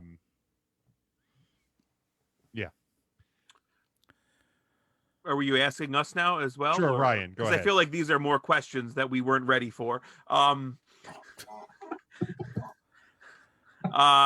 It's Brandy Rhodes. She said bitch or something like that. That was fun. All right. Matt? Not for the same reasons, but I do think the Brandy Rhodes one was the promo that I enjoyed more. Intern Mark. Boy, I was going to go with Orange Cassidy, but thinking about Brandy Rhodes cutting that promo, I really like that. How she kind of flipped the switch. So I'll go with Brandy. And Tim. First of all, it's criminal that there's not a single Eddie Kingston promo on this list, because any one of them would have dominated this entire category. But to me, the best promo is the Cody Rhodes accepting Mr. Brody Lee's dog collar match. All right. Then we go to the biggest surprise. You had Matt Hardy's debut. Jake the Snake Roberts confronts Cody. Brody Lee arrives as the Exalted One. Sting's AEW debut, and Myro revealed as the best man. I have Sting's AEW debut. Because I think I had expected it weeks prior. So then when it actually happened, it actually caught me off guard. Tim, we'll go to you. It's Sting. Intern Mark. I got to go with It's Sting as well. Somebody's going to get stung. Isn't that what he Matt. says? Yeah, something like that. Sure. Matt. Yes, it's Sting. Ryan. If these are true votes, I truthfully believe Sting is it. I mean, what is that? What you would vote? Like, you don't have to. I also feel like Brody might get it because of Brody. Right. And that was a big deal. Like, I definitely remember Sting is a lot of recency bias. Well, Sting was great because it's Sting. It was Sting, and I had no clue it was happening. Like, it's hard to keep. I thought it was Glacier, and then it was Sting. I had no clue what it Blue was. lights and it started snowing. I was like, oh, Glacier. Here it is. Blood runs cold, man. Great. Even the Matt Hardy thing, like, look back, everybody thought Matt Hardy was the Exalted One, and to have Hardy up in the balcony doing his thing, and it sucked that there was no fans there at that time. Yeah. Because that really took away from that moment. But yeah, that Sting was wild. And the Miro as the best man. Like, granted, the best man gimmick has not necessarily been the best for Miro, but when he debuted, oh man, the debut was fantastic. The debut was hot. And his match last night was good. It's everything in between those two moments has just been pretty bad. Look, man, it took the Dark Order a while to figure stuff out. It's gonna take Miro some time to figure stuff out too. I'm not a fan of the storyline. I'd like to see Miro on his own, just as Miro, but Well, I think we'll get there as we well. got some time. All right, then we go. Jason says Sting, as well. Then we go to Breakout Star, male Breakout Star, Orange Cassidy, Darby Allin, Eddie Kingston, and John Silver. I have Eddie Kingston. I give you a year ago wasn't even in the picture, and to me, if Eddie Kingston doesn't win the AEW World Championship this year, they have done wrong in my mind. Absolutely, Eddie Kingston. Ryan. Yeah, I agree with you. Months ago, it was Orange Cassidy. Yes. But Eddie Kingston usurped that from him. Matt. I agree. Yeah, I think Eddie Kingston has made the biggest name for himself. When you're looking at like where they were before being in AEW, I mean, they were all somewhat familiar to us, but I think that taking this moment, Eddie Kingston has done a lot more with what he's been given than the rest of them have. Tim. I'm really torn here between OC and Eddie. They're just both two great dudes. But I'm going to go with the guy who was there all year. I'm going with Orange Cassidy. All right. I can't fault Eddie for only being there 5 months, but again, like he was very impactful those 5 months, but OC came from when Eddie debuted, he debuted against Cody in an open challenge for the TV title. When Orange Cassidy debuted, he was the thumbs up dude in the casino battle royale. So like to break out, OC did the most from his starting point, and Eddie has just ridden a high wave.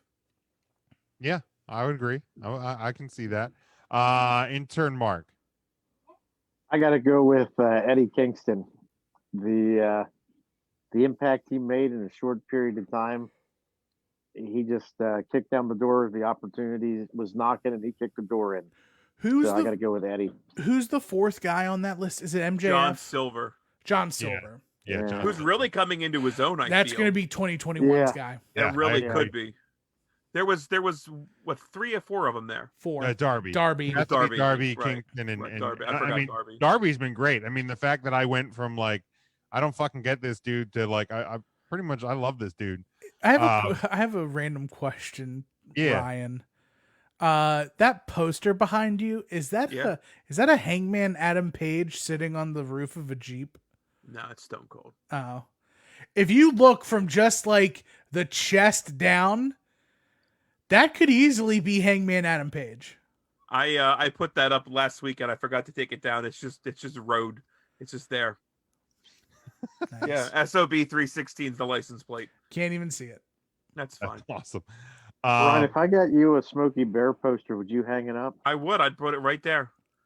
I don't know what happened to I have a Smokey the Bear figure somewhere around my desk. Oh, you didn't sell that for the COVID vaccine? I wouldn't. I would never. I'd risk it. I'd risk it for Smokey. That's only you. Only that's you. Why you're a good only you. Exactly. Only you. Colby says John Silver. Jason says Tony Khan's big ass spectacles is the breakout star of the year. You know, I'm shocked Pac wasn't on there. Breakout, not return. Yeah. And Devin has Eddie Kingston. Jason also says Urban Meyer will be the best breakout star in that building. New head coach of the Jacksonville Jaguars.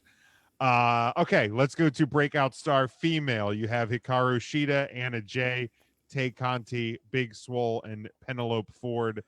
I have Shida because I feel like how can you not have the like only female champion that's really been featured in that division in the year? I don't mean to be that way, but if we're being honest, now they're starting to, I think, get better with it, but it's just only here recently. So intern Mark, who you got? I'll tell you what, the last night, I don't know if you guys caught AEW, but I didn't know there was that many females when Britt Baker was doing the waiting room. That and segment they had was awful, pull by the apart. way. I watched half of Dynamite last night. That segment was bad. When they had the female wrestlers come in for the pool part, I didn't know where they all came from. Yeah. Because we never see him on TV.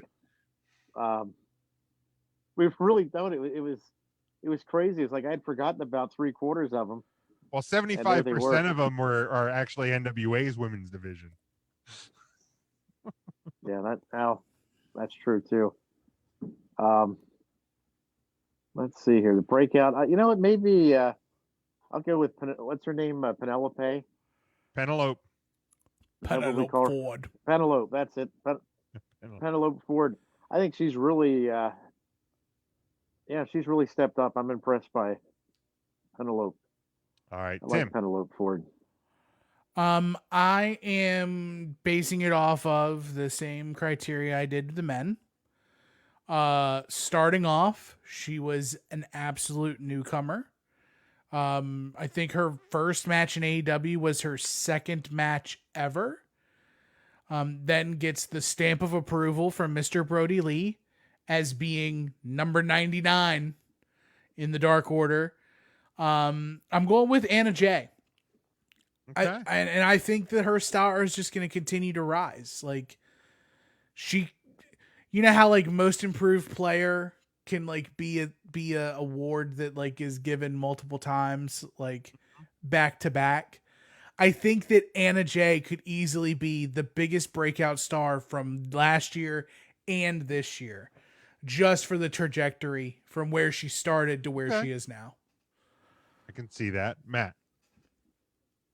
If I have an option, I'm always going to choose Penelope Ford just because I think if she's not the breakout star, they're missing the boat, and she probably isn't, but I will still throw my hat in the ring for her. Very good. Ryan. The nice thing about this is I feel like we're finally starting to get some action with some of these women.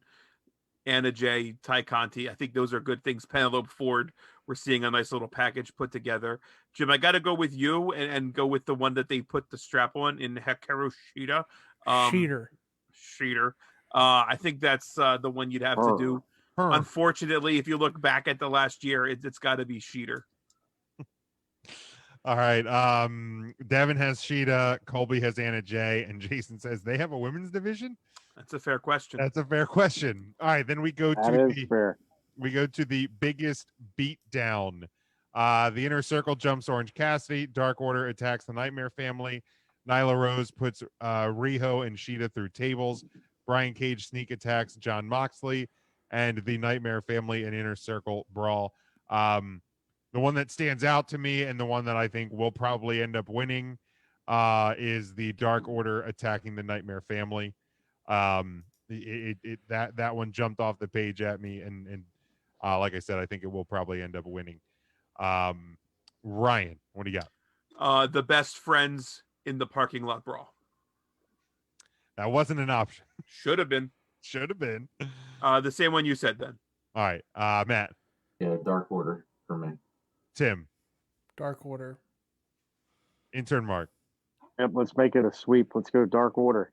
Yeah, that one's pretty easy. All right, then we go to the High Flyer Award. Ray Phoenix, Mark Quinn, Nick Jackson, or Pac. And I don't know. I have Ray Phoenix, but I don't know. And maybe there was more of an explanation on the site. But I mean, I feel like all of these could win it. But yeah, I have Ray Phoenix. Intern Mark. Yeah, I'm going to go with Ray Phoenix as well. I was thinking Pac, but he wasn't there for a good part of the year. So let's go with Ray Phoenix. Tim. I will never, ever bet against Mark Quinn. An excellent professional wrestling guy through and through. I watched him grow up. He is a walking video game. You ask him to do something, he can do it. I still stand by the fact that he's going to be the first person to do a double shooting star press. Like he is Tigger. He has springs in his legs. He can do whatever the heck he wants. So I will always vote Mark Quinn if he is an option. All right, Matt. I also wanted to pick Pac, but I won't for the same reasons that Mark did not. Tim just sold me. Very good. Mark win. Brian. Yeah, I was feeling Private Party going into this, thinking Marquand, but Tim absolutely solidified that choice. All right, there you go. Then we go to the hardest moment to clean up after.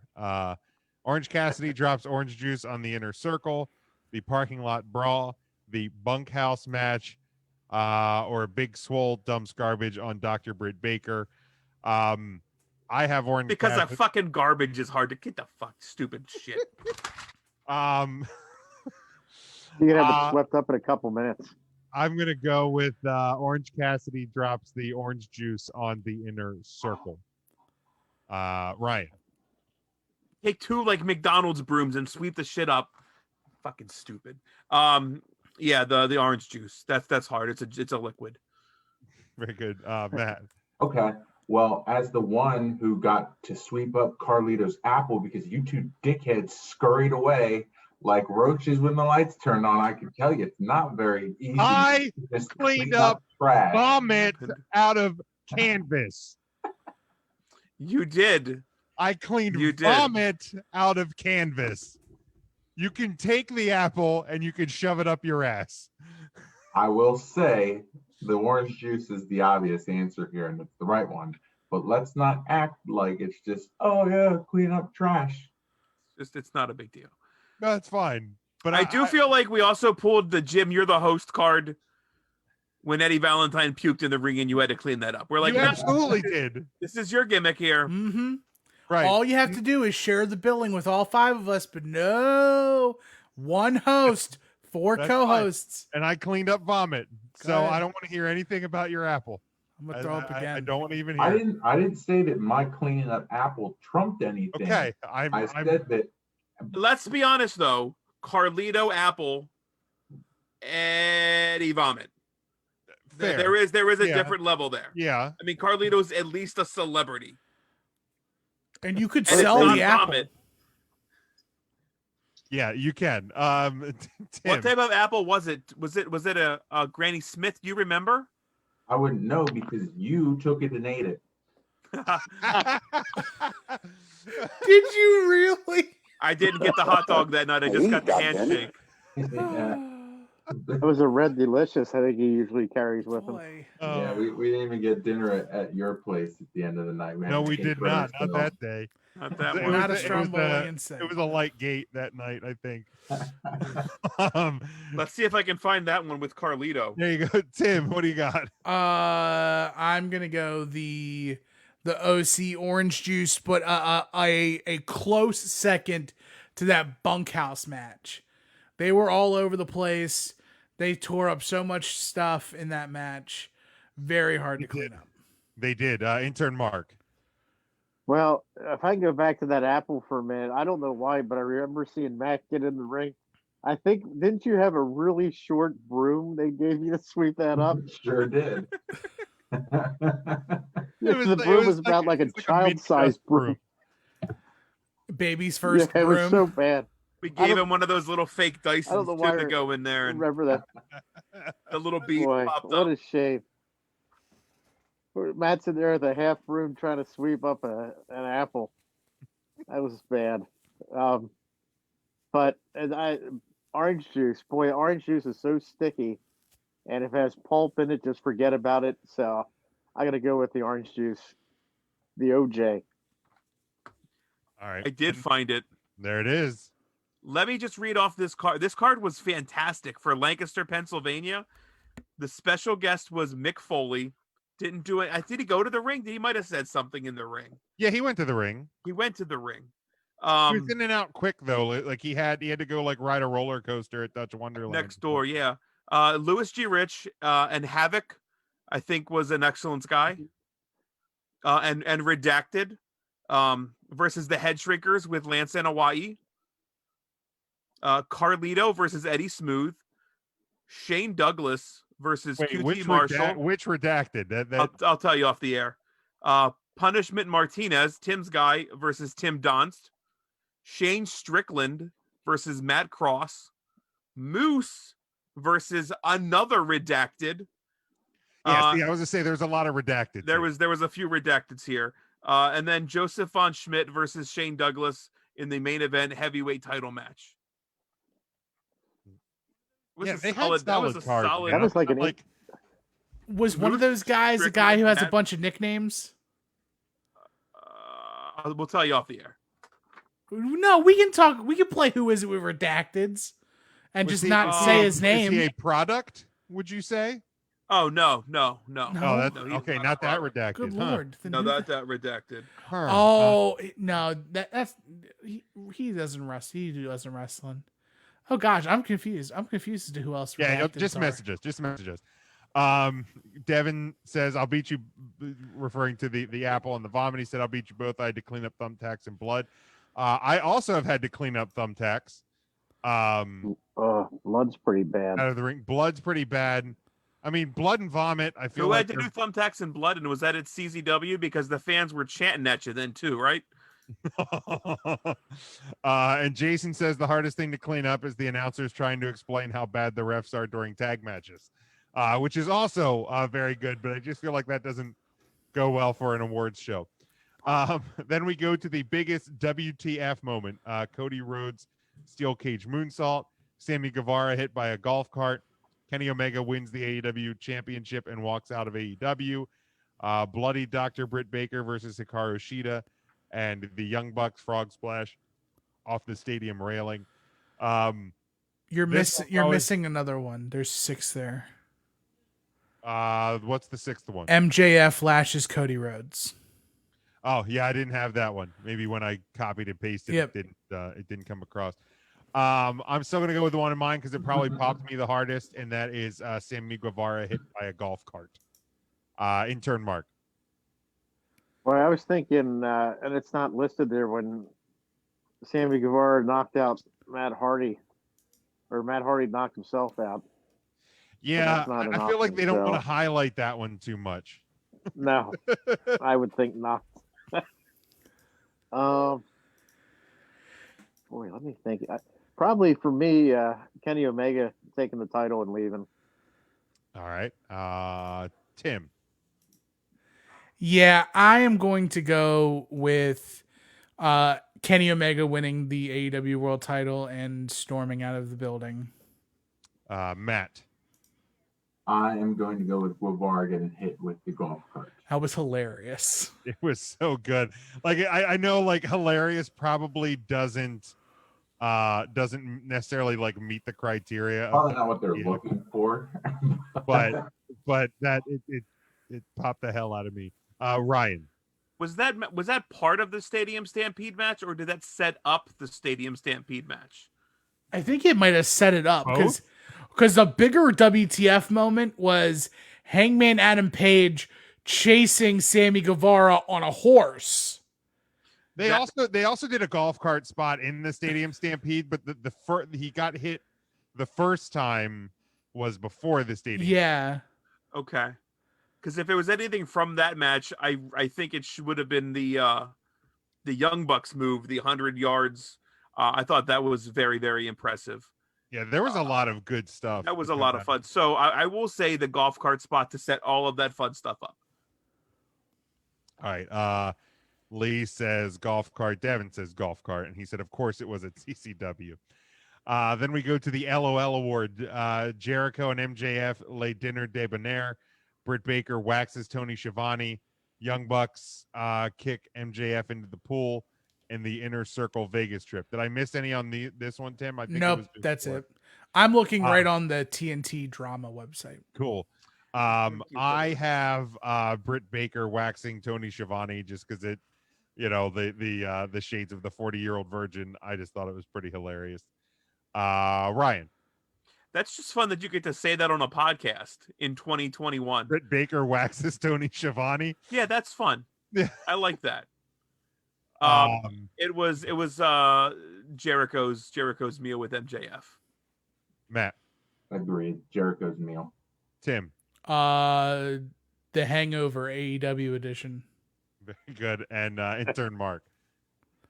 I gotta go with the MJF Jericho dinner. I really love show tunes. Very good. Jason says all of AEW. Some things never change, Jason. We love and appreciate you. Lee says Baker waxing Shivani is his one. Then we go to the best Twitter follow: MJF, Orange Cassidy, Dr. Britt Baker, and Nyla Rose. I love MJF on Twitter. I mean, he never stops. He doesn't let up on the character. I appreciate that. Intern Mark. Which one? What was this one again? I missed something. He's not on Twitter. He like, has a Twitter. He does not on it. Oh, hi, Mark. I have a Twitter, but I'm hardly ever on it. What is your Twitter, Jim? Or Mark. Matt, Mark, Tim, Ryan, Matt, 3 Count Tim. Thursday, EJ Christian, Stone Cold Steve Austin. Intern Mark is at 3 Count. But your best Twitter follow: MJF, Orange Cassidy, Britt Baker, Dr. Britt Baker, excuse me. Oh, She's that's a doctor. Twitter follow. And Nyla Rose. Oh, well. Oh, I got to go with Orange Cassidy. All right, Tim. I'm going OC. He retweeted me. Well, there you go. That's right. I do remember that. Matt. That was pretty good. Oh my God, Mark's just going to talk for everybody. I feel like his internet might be acting up. Oh yeah, I'm sure. On an island. I'm messing with him.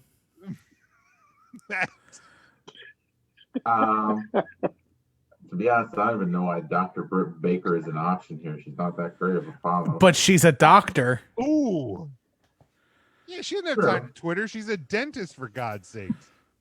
Remember the time we put her in the women's bracket thing, and she messaged us, and she was like, "It's Britt Baker, not Brittany." That's right. What a bitch. I'm gonna go with MJF. Hey, fuck you, buddy. Ryan. I was just checking. I was shocked to find that I follow all four. Okay. I mean, I'm not shocked by that. I don't follow much in AEW. Nyla Rose, because I followed her for the longest. That's a very Jim thing to say. I think Nyla Rose actually follows me back, so I'm changing my answer. There you go. I think she follows us as well. I think she's the only of these four that actually follow us back. Former guest of the show. Nyla Rose. There we go. Oh, hi, there Mark. it is. And then we go to the Oh my God! How many goddamn questions are there? Christ, is this AEW Dark? An hour and 35 minutes this week, by the way. I'm exhausted. There you go. We're all right, gonna play this game. This is the last one. This is the last one, I promise. The Bleacher Report pay-per-view moment of the year. The Stadium Stampede match. The Moxley wins the AEW Championship. Sheeter wins the AEW Women's Championship. Omega and Page defeat the Young Bucks. Darby Allin wins the TNT title from Cody. Or the Young Bucks win the AEW Tag Team title. It's the Stadium Stampede. That's the right answer. Ryan. Yep. Whatever to move this fucking segment along. Matt. Stadium Stampede, yes. Yeah. The only 6-star match in AEW history. The Bucks versus Kenny and Hangman. An intern Mark. I got to go with Stadium Stampede. That was fantastic. Jason says they have pay-per-views. Okay. Fuck time is it? All right, I'm gonna skip. Who is your biggest follower that follows you on the Insta or the Twitters, or even on the 3 Count page? Do we know anybody that follows us? Does Natty still follow us? Still follows us. Natty still does. Okay, but I said biggest. She has a glandular problem. Yeah, I'm not sure. Mine's Titus O'Neil. He follows you. Yeah, I've actually interviewed him one-on-one. Really? Oh, no shit. He was so nice to me. I was super green. It was my first interview ever.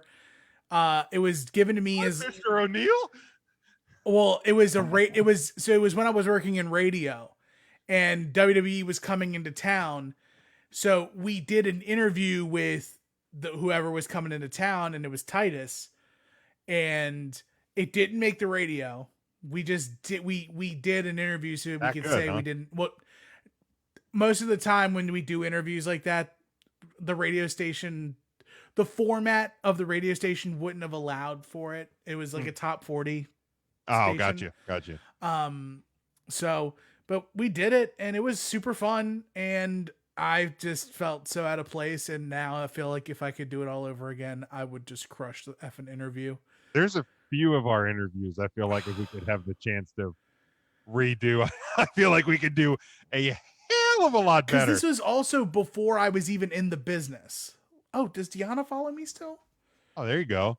I feel like Natty, or are we talking just wrestling follows? Whatever. Like, I know Ryan's professed his hatred for him, but like Bert follows me, and Howie Mandel. I have a follow from Howie Mandel. Those three stick out in my mind. Well, that's weird. On my old Twitter, when it was still teaching to the choir, Thomas Ian Nicholas randomly followed me, the guy from Kid and King Arthur's Court. I don't know who that is. Nice. That's good. That's good stuff. He was also in American No Pie. idea who that is. Who the hell is this? I've heard of American Pie. Ron, you ate some American Pie before, haven't you? I don't know what we're talking about. That was To the Next Steps, kid, right? I'm gonna eat, goddammit. Step by Step, kid. No, every American Pie movie, he did the To the Next Steps. Yeah. Toast. Okay. Okay, got it. All right. Well, I was going to talk about pro wrestling's latest battle with COVID-19, but I feel like we're fairly aware of it. It's the world we live in. Right. And like my only question is like, let's hypothesize, let's say Drew can't wrestle Royal Rumble. What does the WWE do? He's quarantining more than he should be fine. But if he can't make it, it goes into the Royal Rumble. Goldberg goes into the Rumble. Goldberg goes into the Rumble, and the winner of the Royal Rumble is the WWE champion. Okay. Well, I mean, let's be honest. He was going to win. Probably was going to win the title at Royal Rumble anyway. So, yeah, I think that'll probably be what they do. Just to add some luster onto it because you'll. I think what you should do is you should bring him out and put the championship in a briefcase, and then tell him that Drew is pregnant, and then give it to Goldberg. What an asshole! All right, I have a couple of items in the news. We'll hit that, and then we're going to get the hell out of here. Nikki Bella says she has eyes on following in the footsteps of her brother-in-law Daniel Bryan by joining WWE's creative team. I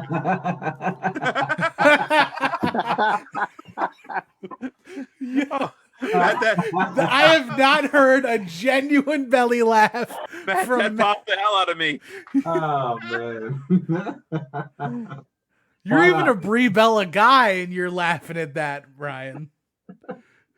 Well, he was talking about Nikki Bella. Oh, Nikki? This is the better Bella. The dumb Bella?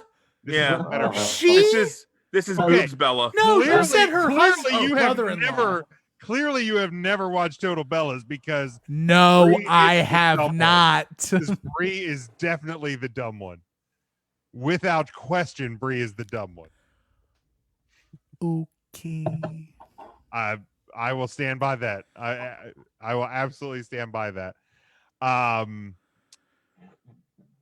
Her last televised appearance was February 2020 when her and sister Brie appeared on SmackDown to announce their upcoming Hall of Fame induction.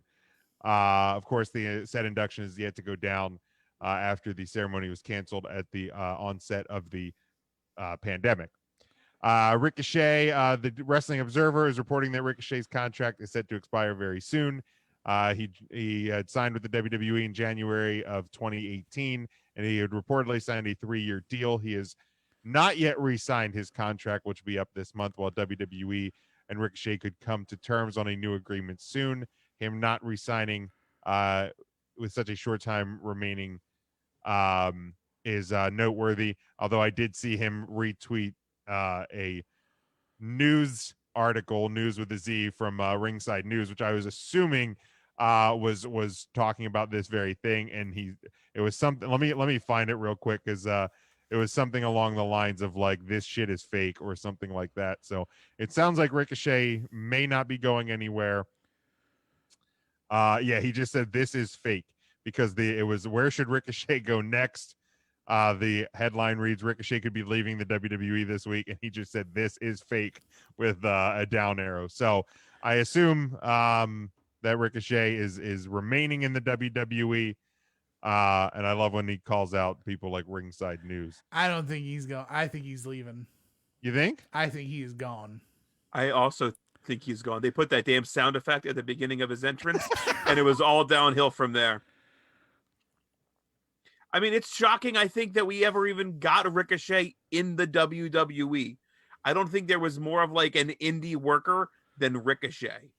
He absolutely belongs with the AEW boys. 100%. Yeah, I think he definitely fits in better there.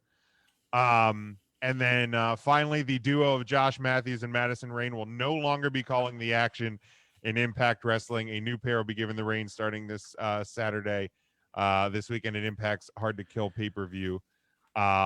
They've announced the team. Matt Stryker and D'Lo Brown. Yep. I don't like it. I mean, I like it better than Josh Matthews and Madison Rayne. That's true.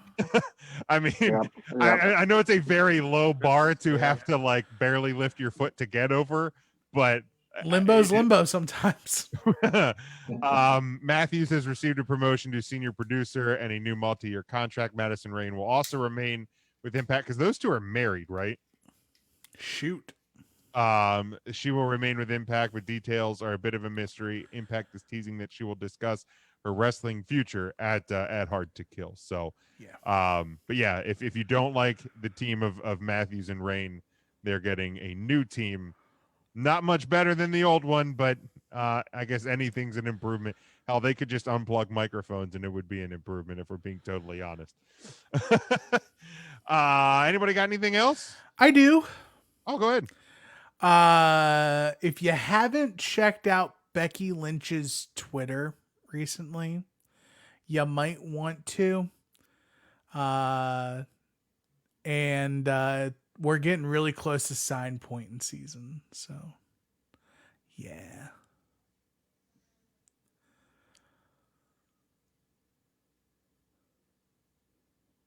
Oh, we're all checking now? I didn't get the clue. Oh. Bad. I thought this was like after. She's changed her name back from Becky Lynch to The Man, and her profile bio is time to go. Yep. So okay. Rumor is she's in the ring right now. She's actually bumping and trying to get back into the. Jesus Christ! Didn't she like literally just had the baby, right? Like in November, I think. Jeez, yeah. Do your thing, man. Hey, if she comes back, I'm for it. I think that'd be fun. We'll talk Rumble stuff. Obviously, a couple of weeks until the Royal Rumble, so we will each week we'll try and highlight some Rumble related topics. Do we want to try to do a Rumble watch along as a bonus too? Oh, I love bonus watch alongs. Ooh, I kind of like that idea. Yeah, we can probably try to do that. I love it, Tim. Great idea. Brilliant idea. Really well done. But anybody catch NXT last night? I did. Well, I caught the Hulu this morning. The Hulu. That's exciting. Oh yeah, the Rascals. The Rascals Day. Those rascally Wascals. Former MSK. Yeah. We know what that means. I don't think we know yet. I tried to scour the interwebs. I didn't see anything, but they got fancy new WWE names. Thank God for that. Wes Lee and Nash Carter. Great job, folks. Wes Lee and Nash Carter. God. Like where did they? How did they come up with this shit? I mean, that's Zachary Wentz, Desmond Xavier. Well, let's go with Wes Lee and Nash Carter. They gotta just fucking pull names out of a hat, and right? It's not even like they're not even at the single name point, where it was like Wesley something, and they just took away the last name. It's literally Wes Lee. As in like Like Trevor Keith, Lee. like Keith Lee. I think they just take fucking some of the old people's gimmicks and just shake them around, and it's so bad. Yeah, and then they're gonna, good. and then when they get called up, Wes Lee is just gonna turn into Wes. And Nash. I can't wait for the when the MSK breaks up upon call up and draft time, and then we get the Lees, Keith Lee and Wes Lee in a tag team together. So good. Sure. It's gonna be. You know what? It's gonna get the people going. It's what it's gonna do. Also, did anybody see? And I don't even know if it's true, but this Burger King horse shit about tuna salad. Wait, what? No. Okay, no. You've not. I was wondering how we went all episode being fat boys, not talking about BK tuna salad. And is it a real thing or not? I can't be the only one. That has So salmonella. I found written this. all This over is WITL, which I guess is a radio. Yeah, station. there's a tuna sandwich coming to. Yep. Because the taco idea was Start the spring season off on a fresh note with the new tuna salad line at Burger King. Oh, it looks like it's only, so what I'm seeing is in Nassau. So this might be like a season, like a regional thing, like in Maine, McDonald's have McLobster. So Right. this might be like it's in Nassau. So But they're talking start your day as in like a breakfast sandwich. I've never eaten tuna for breakfast. it's in the Bahamas. Start the spring season. Yeah, okay. Start the spring season off on a fresh note with the new tuna salad lineup at Burger King Nassau. Oh, okay. Enjoy a delightful tuna salad on a warm potato bun, buttery croissant, or a tasty breakfast platter. Okay, a croissant sounds tasty. I'm not gonna lie. You can order a tuna Also available egg, tuna and egg grits. and grits platter. Oh, a tuna egg and grits.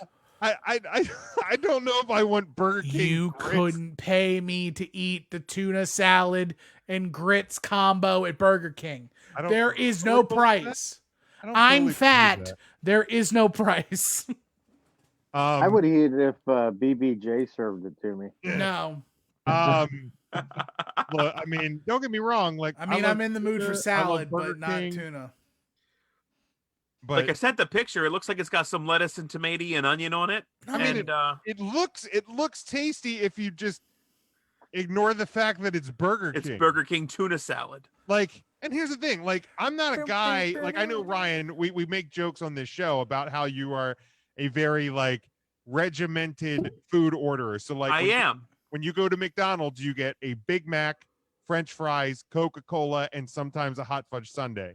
That's very accurate. Like, Do you ever do the 3 cookies for $1? Or it's not 3 cookies for $1 anymore, but no, cookie prices went up. But the chocolate chip cookies is banging.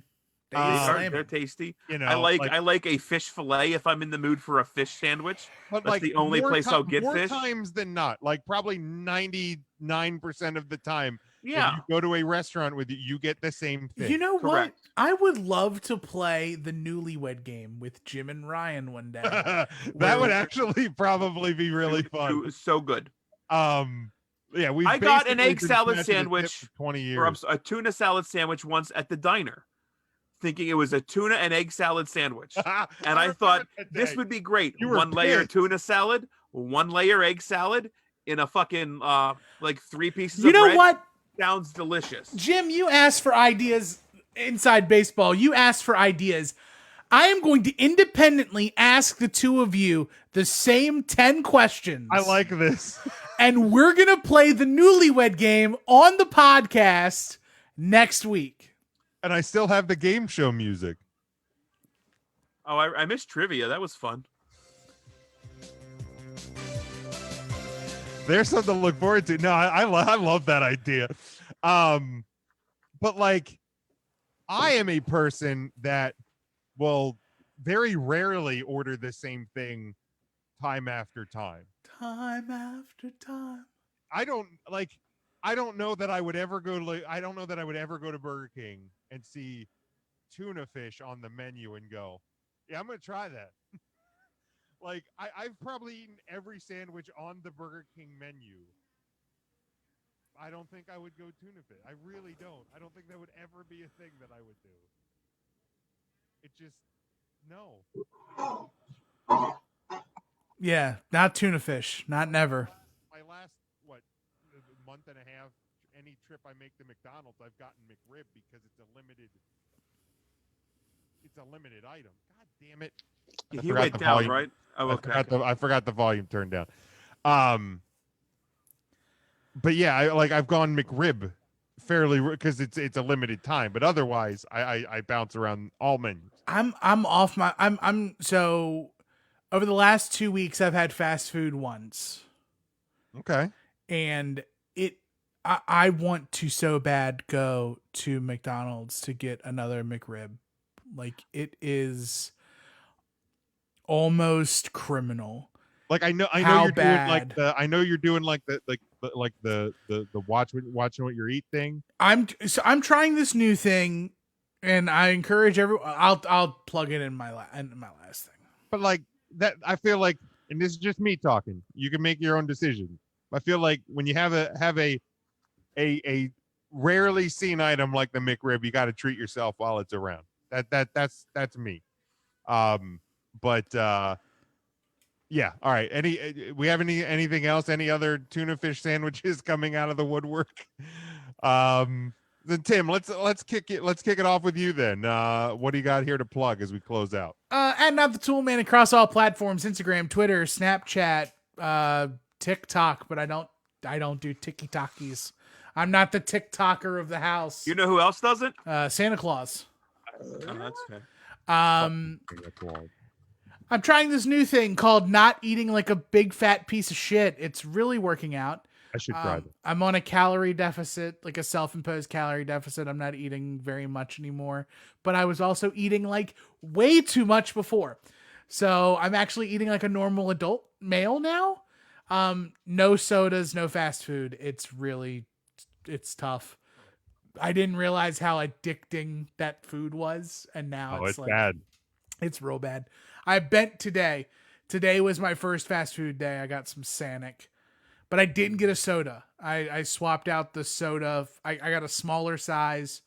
I didn't go large. I got tots instead of fries, and I got a bottled water. But okay. I'm just trying, man. Even that's tough. Like, when you're used to drinking a soda with the meal, just switching over to water's tough. I have to have a drink. And like, oh, yeah, I always have to have something to drink. Yeah, and like my problem is that like I like big drinks, and like so when I go like to 7-Eleven or Wawa across the street, like I'm buying like Tim-sized bottles of water. Wait, you got a Wawa across the street? I have a Wawa and a Royal Farms directly across from each other, 3 minutes down the road. God bless. Like not even 3 minutes. God bless. Like 15 minutes walking. But if you like wrestling and you like things a little more retro, check out my other podcast. It is Final Wrestling Place. It is available wherever you get your podcasts. Also on Spotify, or not Spotify, also on Spotify, but soundcloud.com/Final Wrestling Place. This season, it's really straightforward. We're taking 10 wrestlers who may or may not be top tier people in the world of wrestling, and we're putting them into the good place, the bad place. We started with Bill Goldberg this week. Next week, it's either going to be the Fabulous Moolah or it's going to be Raven. We don't know. And also, be on the lookout for another project I'm working on with my same co-host, Marcus, the best friend that ever was. Getting tapped for something a little more topical and a little more recent. But of course, you know us, we can't do anything straight. There's going to be a gimmick behind it. So check us out. You'll know more come February 1st. Cool. And we also may have a new weekly segment on this show. I would argue February 1st would be or like the first 3 CT of February. Actually, great time to start that. I think it should actually be the Monday after WrestleMania. And we do WrestleMania to WrestleMania. I like that. That's a wrestling year. I like that. But we will talk about that in the coming weeks. Mark, you got anything to plug? Well, I do. I've got. It's a little difficult to talk about, but there was big changes at Roots Market about 2 weeks ago. Oh no. Roots Country Market. For years, I've been talking about Miriam's Pies, the home of the county's best whoopie pies. Well, Miriam's Pies is still there, but they've undergone a name change. What? Miriam's Pies is no more. It is now Countryside Bakery. What the hell is even that? They couldn't even call it Winky's Pies. They couldn't call it Winky's. Now, it still has the same baked goods and the same people running it that you've come to know from Miriam's Pies. No, it's not okay. No. It's not. I talked to Vernon about it. Thing sucks. I said, Vernon, how could you? He said, well, Miriam was his aunt and she's not involved in the business and he's running it. And I said, so it's a blood feud. It sounds like a blood feud. It's really tough to talk about. Oh, he didn't even warn me. I walked in there and there's a big sign, Countryside Bakery, and a little. Wait, they didn't warn you? No, he didn't warn me. But here's the damnedest thing. I went there Tuesday morning and got my goods, and then I went back later after work because I had forgotten something, and the sign was changed. Unreal. Oh, they changed it during the day. The day that they're open. The one day a week that they are open. I went in there Tuesday morning to Miriam's Pies. By Tuesday evening, I was in there, and there was Countryside Bakery. Mark, didn't you, like 3 years ago, make a bogus Miriam's Pie Facebook page? I did, and I had to take it down because it started to blow up, and I couldn't handle it. I started getting orders constantly from people. Hey, can you make this for me? I have a wedding coming up. Oh, shit. And I'm like, so I'm texting Vernon. I have Vernon's number. Don't be jealous. Christ, Mark. Hey, Vernon, I got people asking for orders. They need 100 whoopie pies for a wedding next Saturday. Can you do that? Oh, sure. And they keep coming in. They keep coming in, so I keep going to Vernon. Tuesday, I go to Vernon. Vernon, here's the list of what people need, and here's your names and numbers. You know what I got out of it? I got nothing. What? I didn't get a free whoopie pie. Way out of line. I didn't get a shoe fly pie. I got nothing. So that's upsetting. It is upsetting. They deserve the name change for treating you so horribly. Yes. Screw Miriam's Pies. Screw them. Screw this Countryside dilly dally. Had it. So the three count intern and the whoopie pie intern. I was a whoopie pie intern. I probably gave them thousands of whoopie pie business. You sure did. Thousands. Screwed, man. Just on the Facebook page. So Vernon said to me, and he said, "Do you still have the Facebook page up? Can you switch the name over?" I said, "Yeah, I can do that." But I didn't tell him it's not public because I don't want to get into all that. So I just made it a private page. He wouldn't understand. No, but boy, that's tough to talk about. You need a week to recover. Ryan, you got anything to plug? Not after that, I don't. Yeah, we're probably still going to be pretty political over there on Twitter, so it's RYN Eagle if you care. I mean, we're under a week till, something positive happens, I hope. Hopefully. Matt, you got anything? Yeah, go to the 3 Count Thursday Instagram at 3 Count Thursday. This week we are featuring Freya the Slayer, so make sure you're giving her a follow as well, our Alaskan wrestling friend there. Like I said last week, we are going to be putting out 4 posts a week for each of the wonderful women that we are featuring, so make sure you're following along. A like equals a vote final votes at the end of the year will be tallied, and we will name a 2021 Woman of the Year. You can follow me on Twitter. It's at 3CT, the letter A, Philly, as in Philadelphia, the number 8. So 3CT affiliate. Eagles are done. Notre Dame is done. So it's just the Sixers that I'm kind of not even really whining about because they've been fun this year. So. Yeah, except fuck the NBA for making them play with 7 players. That's some bullshit. Every other team in the NBA can not play because they only have they can't have 8. I will always tweet negatively about Adam Silver. You can count on that. Perfect. You can follow me at Big Jim Sports. It is now hockey season, so I'm definitely much more hockey oriented over there. Definitely still political as well. But make sure you're following the show at 3 Count Thursday, Facebook, Twitter, Instagram, 3countthursday.com. Subscribe to the show on all podcast platforms. Check out our home network, NGSC Sports at ngscsports.com, and you will hear from the sponsor of this show, Arena Eats. Make sure you check out them, arenaeats.app. Until next week, stay safe, stay smart, and go for the pin.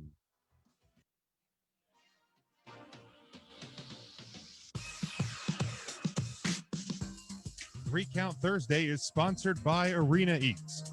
Log on to the website, arenaeats.app. That's arenaeats.app for the ultimate fan experience.